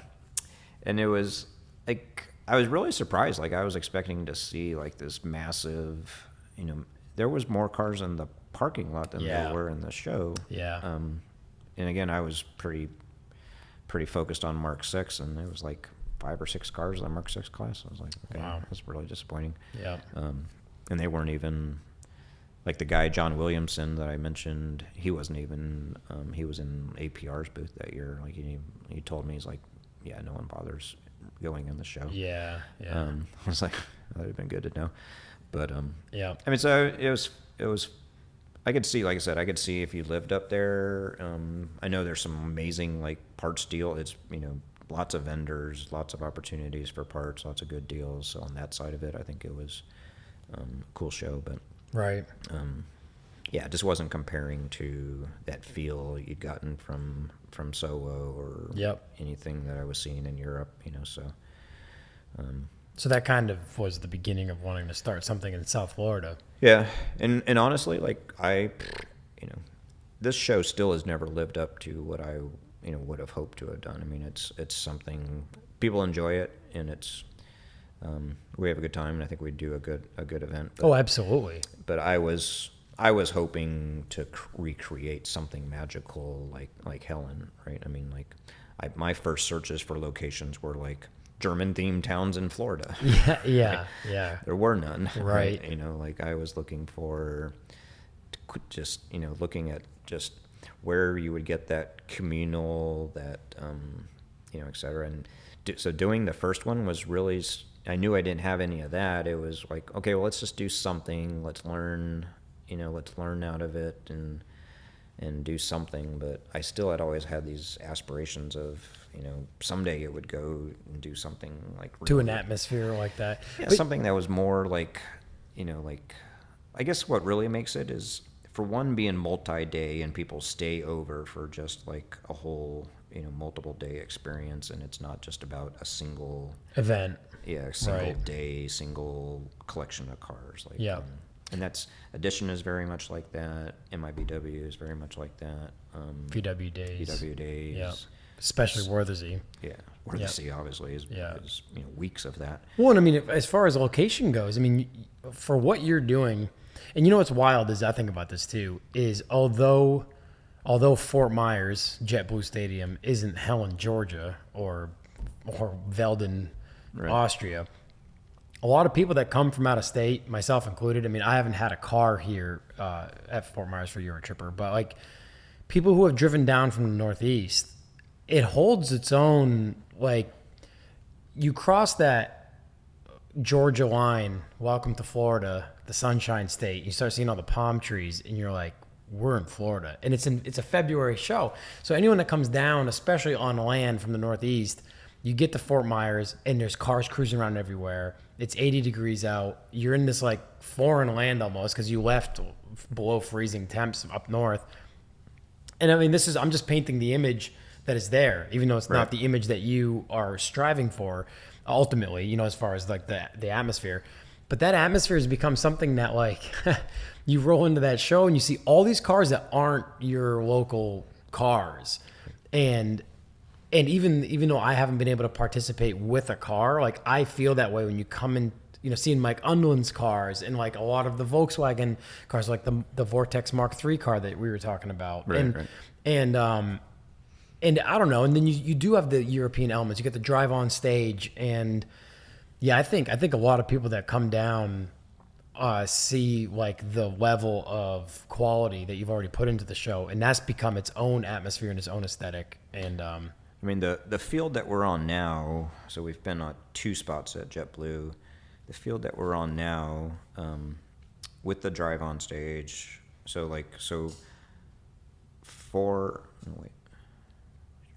5, 6, and 7, and 8 have been on the big backfield Right. with the drive on stage. Especially the first year on that field when it was in its best condition and it was very very aesthetic. It definitely, that I did feel like we recreated what Edition has.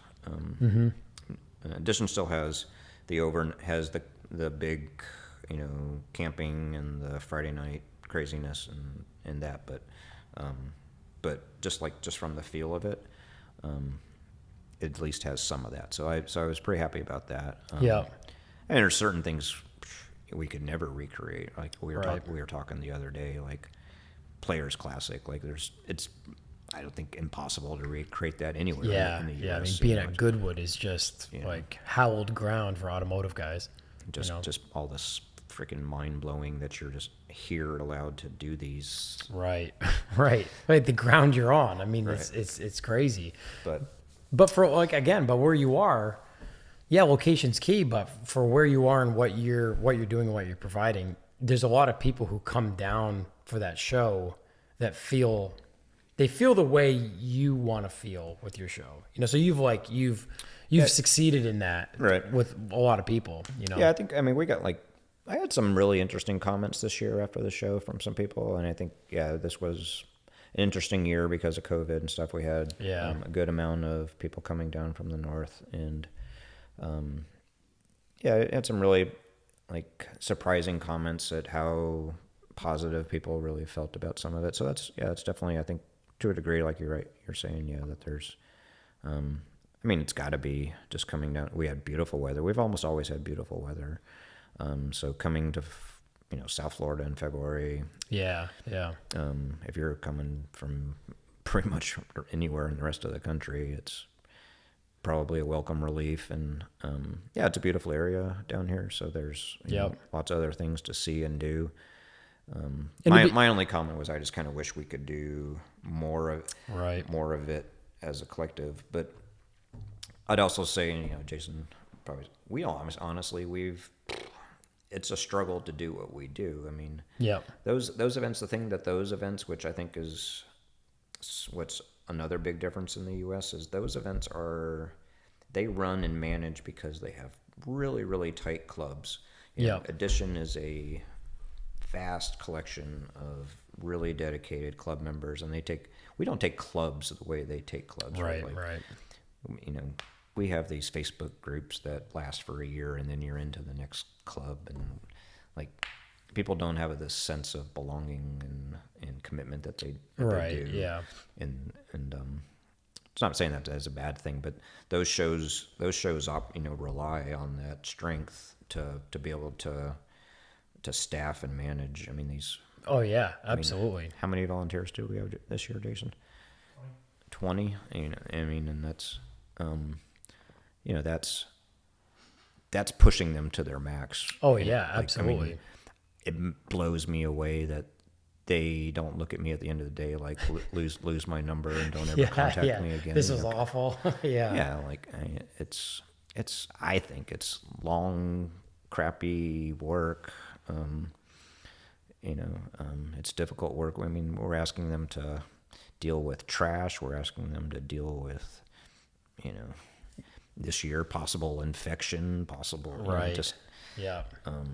a lot of stuff. You get, not all, but plenty of mean customers or whatever too, right? Yeah. You Yeah. have to I'm put up sure. with a lot of stuff. Yeah.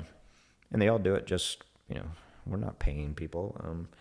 They get a shirt and a lunch token. Yeah. So, Yeah. yeah, it's a massive, massive thing. Hopefully I hope that they really, feel good about, it's something that we're doing as a communal. It's not me. Oh, absolutely. Yeah. Yeah. It's not, Yeah. I try to make it, this is not mine, this is all of us. And, Yeah. I try to make them really feel really empowered too, right? Like, whatever you think, right? We trust you, right? Right. Yeah. Do whatever you think, right? Yep. And I think, for some of them, that really encouraged it. But you also see, like, the other thing I've learned is the stuff definitely goes in waves, right?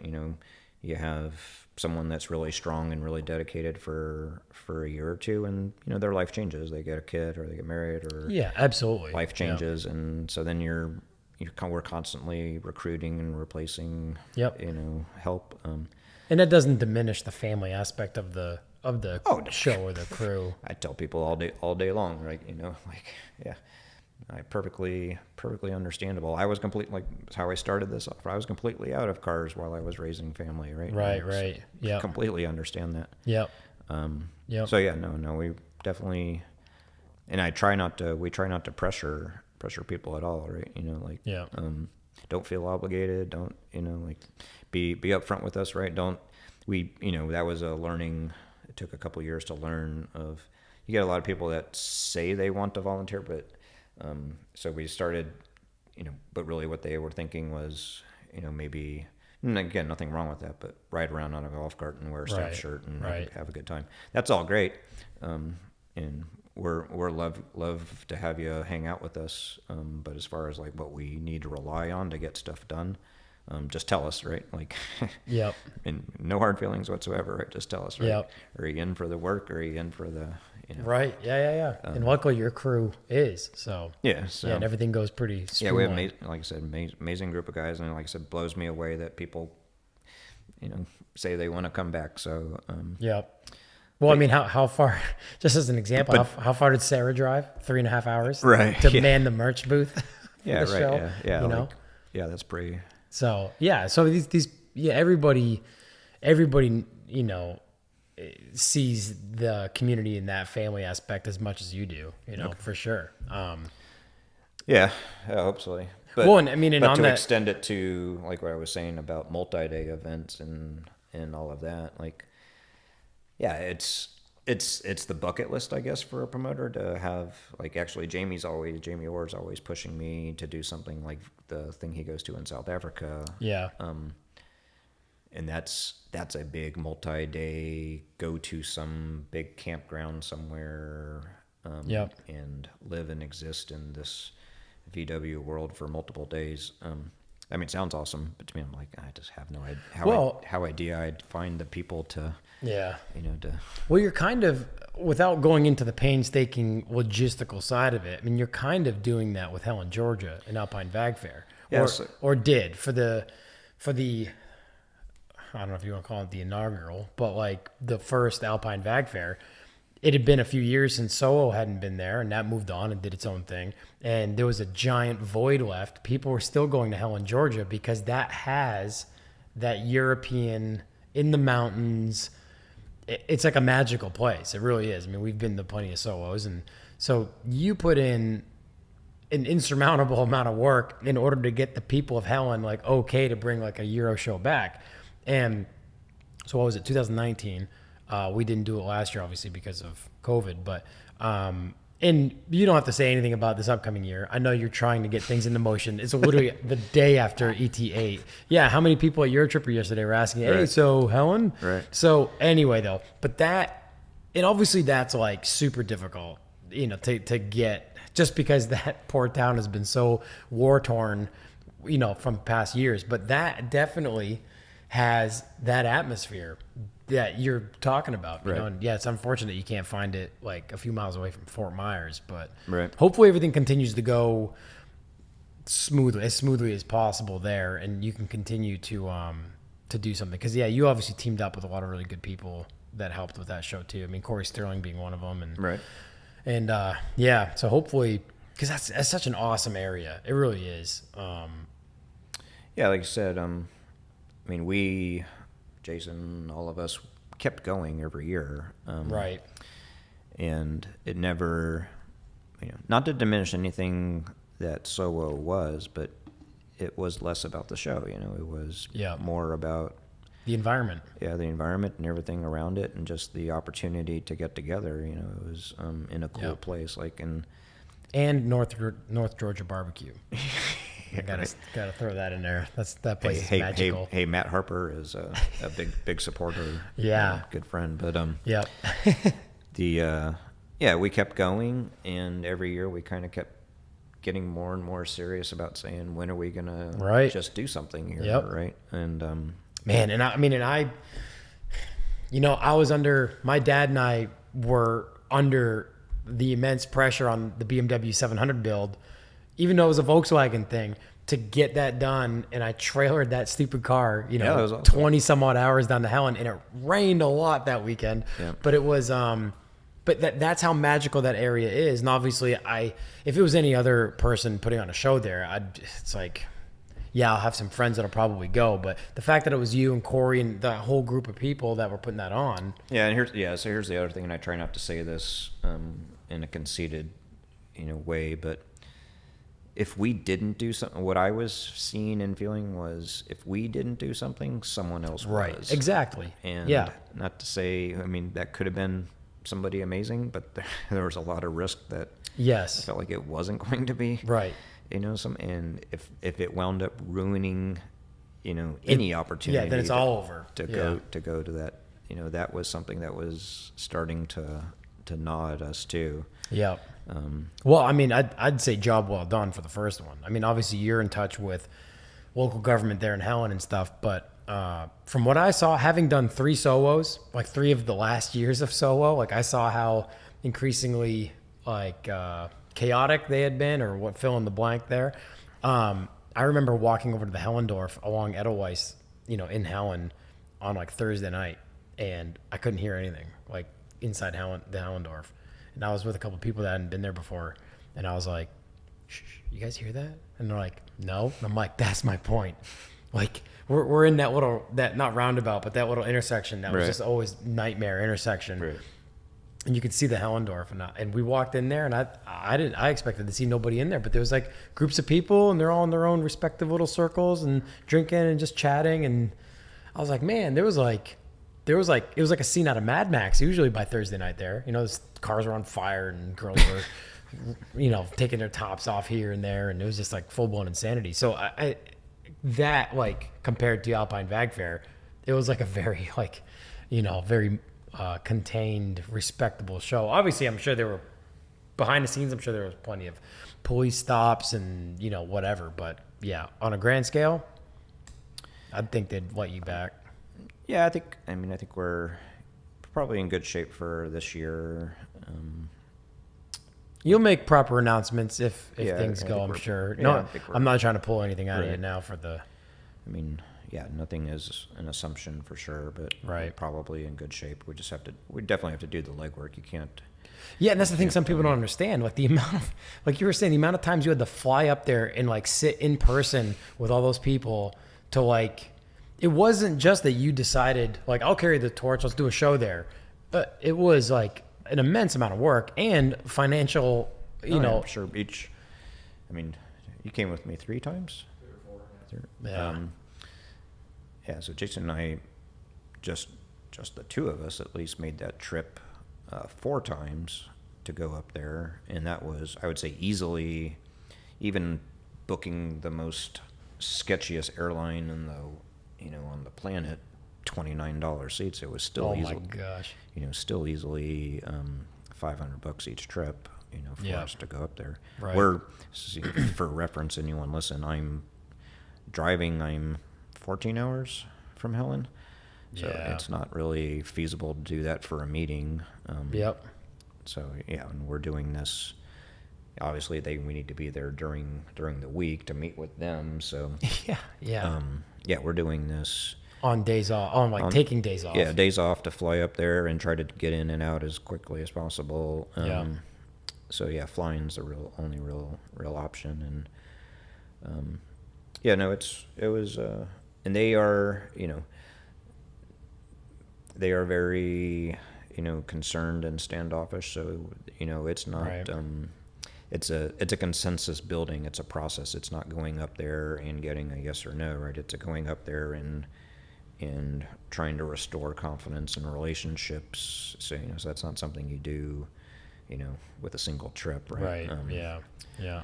So yeah, and we'll continue to get pushback. No doubt. We'll continue to have naysayers, and we'll continue to have people that are concerned, and they have every right to be concerned. Like, I'm concerned, right? Yeah. I'm concerned. I mean, the weight falls on your shoulders. Right. Town looks to you if something goes wrong or Right, whatever. right, so, exactly. yeah, that's a lot of pressure. And I mean, even like this year for Eurotripper, I was very concerned. I didn't want to be super spreader, Paul. I didn't want to. It's the same sort of thing, right? So I do think what we've learned is, there's no substitute for planning. There's no substitute for assuming the worst. And right. just, for Eurotripper, I hired an extra. I always hire county sheriffs, but I hired extra county sheriffs to patrol around. Yeah. I hired county health department officials to patrol around. That might be overkill. Never done, but I'd never held an event in a pandemic before. Yeah. And revolts seem to be positive. Yep. Were there some people that felt like they were in a police state or whatever else? Maybe, I don't know. But I don't think so. But at the end of the day, I think we're going to get support from Volkswagen and our sponsors to continue doing events. Yeah. So, I don't think. Yeah, I mean, things are a trade-off. We talked to one of the officers, and he's a car guy, and he was super stoked to be there. Yeah, he was cool. It wasn't like the perimeter was surrounded with police. Right. I think it was a very relaxed. I think most people. And that's really how it was in Helen too. Like the first event in Helen, we were very detailed with the White County and the city of Helen law enforcement, and we paid for a lot, and there was a lot. But I mean, I've never had bad relationships with law enforcement, and every time I've been engaged with law enforcement in something like this, they're always. If you start off on the right foot, everything's going to be fine. Yeah. They meet you halfway, for sure. For sure. We didn't have any, and we're in an environment where they were already suspicious of us, right? You had to come more than halfway. and they had a great time with us. Yeah, that's good. Yeah, that's good. And that's good. That's good news for everybody, because everybody really enjoys coming to Helen. They really do. Even the one or two guys that really did some dumb stuff and got themselves on TV and that year in Helen, like city of Helen knew that those guys were just clowns and were not us, right? So which is good. So I think there's always preparation and assuming some worst case and being ready for it. I think that's the way we find ourselves doing okay. Yep. And that's a lot of work, but I think it's this one thing I will say though is this year, last year would have been the first year, but it didn't happen. This year will be the first year, just like Justin mentioned on stage yesterday, that we have to go from one big event into another big event within a pretty short span of time. It's only a few months away, really. Yep. And honestly, we don't know what that really means. Because you didn't hold Eurotripper in 2019 when you did Alpine Vag Fair. Yeah. So this will be a true test of. That's why we took Eurotripper off that year. I was pretty sure this is going to take a lot of work. Yep. And a lot of meetings and a lot of time, and I'm pretty I know for sure that year I was in Helen 12 times. Wow. Right? So, yeah. So crazy. So. There was a lot. It won't. Last year I said it won't require that and it probably wouldn't have, but COVID came along anyways. Right. Yeah, it changed everything. And Haas, took that out of the equation. But Yeah. no, it's going to be, no. I don't pretend to have all the answers for me and anyone else that wants to help me for doing Helen in May or whatever the time is. Yeah. We're in mid-February. So. Yeah, it's going to be here fast. Yeah, it's right around the corner, right? So, well, if things come together and I'll just say, like, I don't know if that's sustainable for the rest of my life, like. Right. Yeah. It'd be nice to have something that's like a little bit easier. Yeah. But but I mean, I speak for everybody. I know I speak for everybody that like we are grateful for the amount of work that you put in, because everybody was just so happy to be there. And I mean, from all over the place, and we were obviously still during a time where people could come over from overseas too. So yeah. So that was huge. Yesterday or No, Alpine Vag Fair. Yeah. There was some. I mean, so what I tell people is like, so the idea of Helen in general is, for me, it was never. My vision for Helen was, I never envisioned us trying to hold this massive event there. Right. I always felt like the location, the dynamics, it's more better suited for taking advantage, just like Worthesy, taking advantage of this whole big area with lots of cool. Yep. I mean, Helen's plenty cool, but there's a lot around North Georgia that's also cool. Yep. And so I just use this word catalyst. I say we just want to be the spark to get people in the idea of getting in the area. Yeah. But we can't, and we don't want to be responsible for like every single thing. I want it to be like I said, we are the kind of catalyst. We set the anchor, but there'll be all these other smaller activities. Yeah, pop-up meets and that are really what people are drawn to. Right.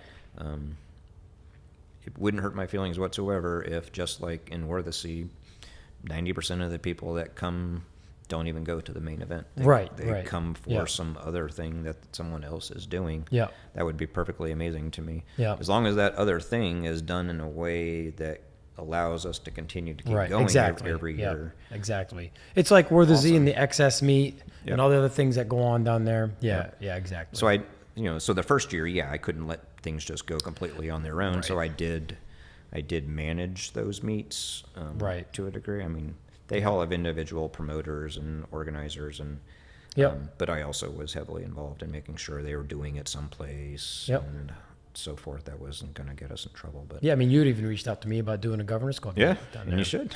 I know. I'd like to do something more sanctioned this year if everything kind of comes to pass. Last year I was so buried in the 700 project that like I had a hard time like trying to figure out like what I was gonna do the next day. Yeah, but like guys like you're a perfect example, right? Like looking for someone that's mature and responsible and isn't going to just think, okay, I can just go squat in someone's parking lot and call that a meet and have as many people as I want and not have people get pissed off about that, right? Right. Well, I mean, a meet, on the one hand, a meet shouldn't be that complicated and that, formal or whatever you want to say that makes it, but at the same time, like, you got to respect people's property and you got to, do things in the right way. So, but that's my hope. So in a way, if that all pans out, going down the road, in a way, our event shouldn't be that complicated, right? Yep. You would think we get to a point where, like I said, our end, I see this vision of we do something every, some Saturday in May or whatever in somewhere around North Georgia once a year, probably relatively small and isn't going to keep growing like what we do, so I envision a collection of really nice cars, hopefully the best in the country. Maybe it's 75 to 100, and that's kind of it, that's kind of it. All the other stuff is where you're going to see everyone's going to get a chance to participate. It's in exactly. It's in the Mark I meet, the Mark II meet, and et cetera. I think that's what'll be super cool. Right.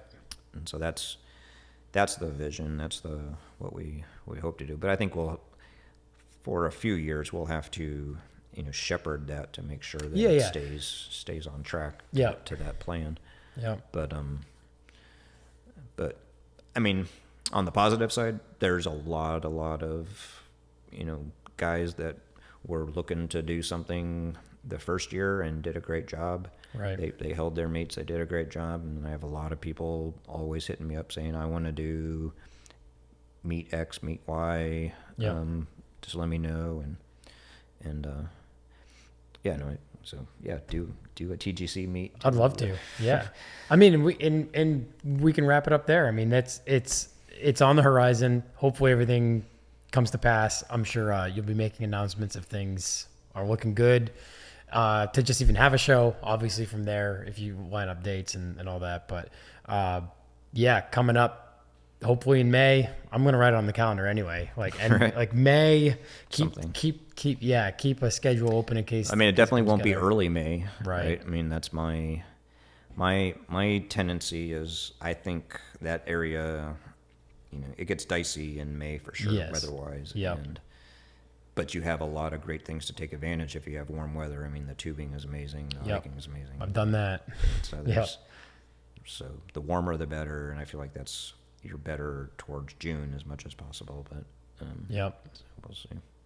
Well, Paul, thank you for having me down for Eurotripper. Yeah, thanks for coming all the way down. I mean, I mentioned it on Instagram, but I'm sure you'd rather be checking out your new garage that's just about to be finished and supervising all that. Yeah, I mean, I wish it was my personal garage, but the shop space itself, super excited. Right. And I mean, I mentioned it on Instagram. That's why I didn't have plans to come down originally, because I just had so much on my plate with the shop space. But I was itching.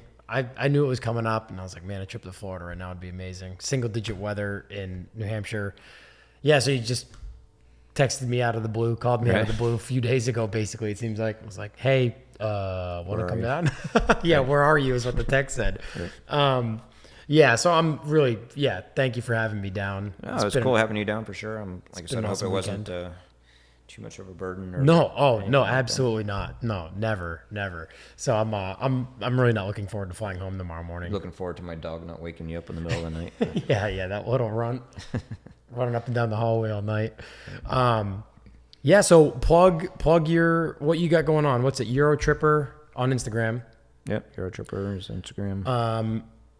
What else? You kind of use the Eurotripper Instagram for Alpine Vag Fair too, right? Use that to kind of promote that. Yeah, I decided not to create a separate one just for that. And so for anyone interested, just kind of follow you at Eurotripper for Now, what about your personal projects? Are you giving out your personal Instagram too much, or is that kind of just a low key? No, it's fine. It's so it goes back to the Mark VI.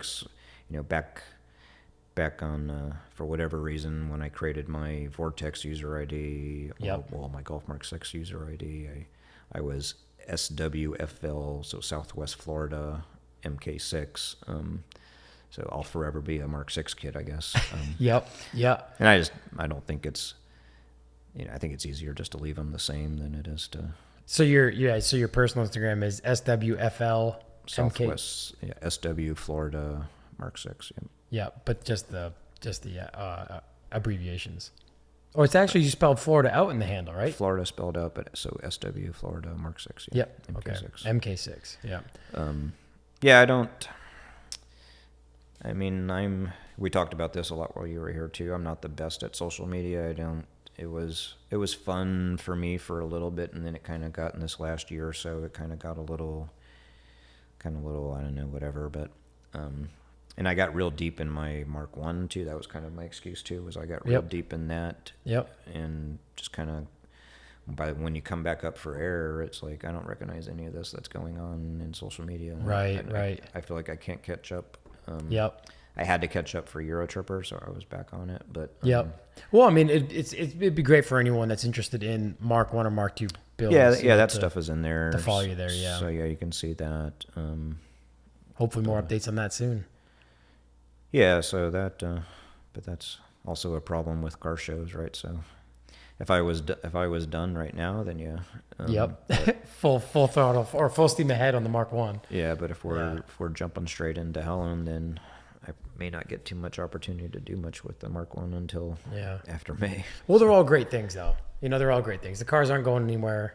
Getting the killer show together. You're doing huge things by bringing the community together in an awesome area. So, I mean, that's been one kind of payback, like Sal at S&P, agreeing for me, like, hey, can I bring the shell of a car on a trailer to your place and you build me a wiring harness? And yeah.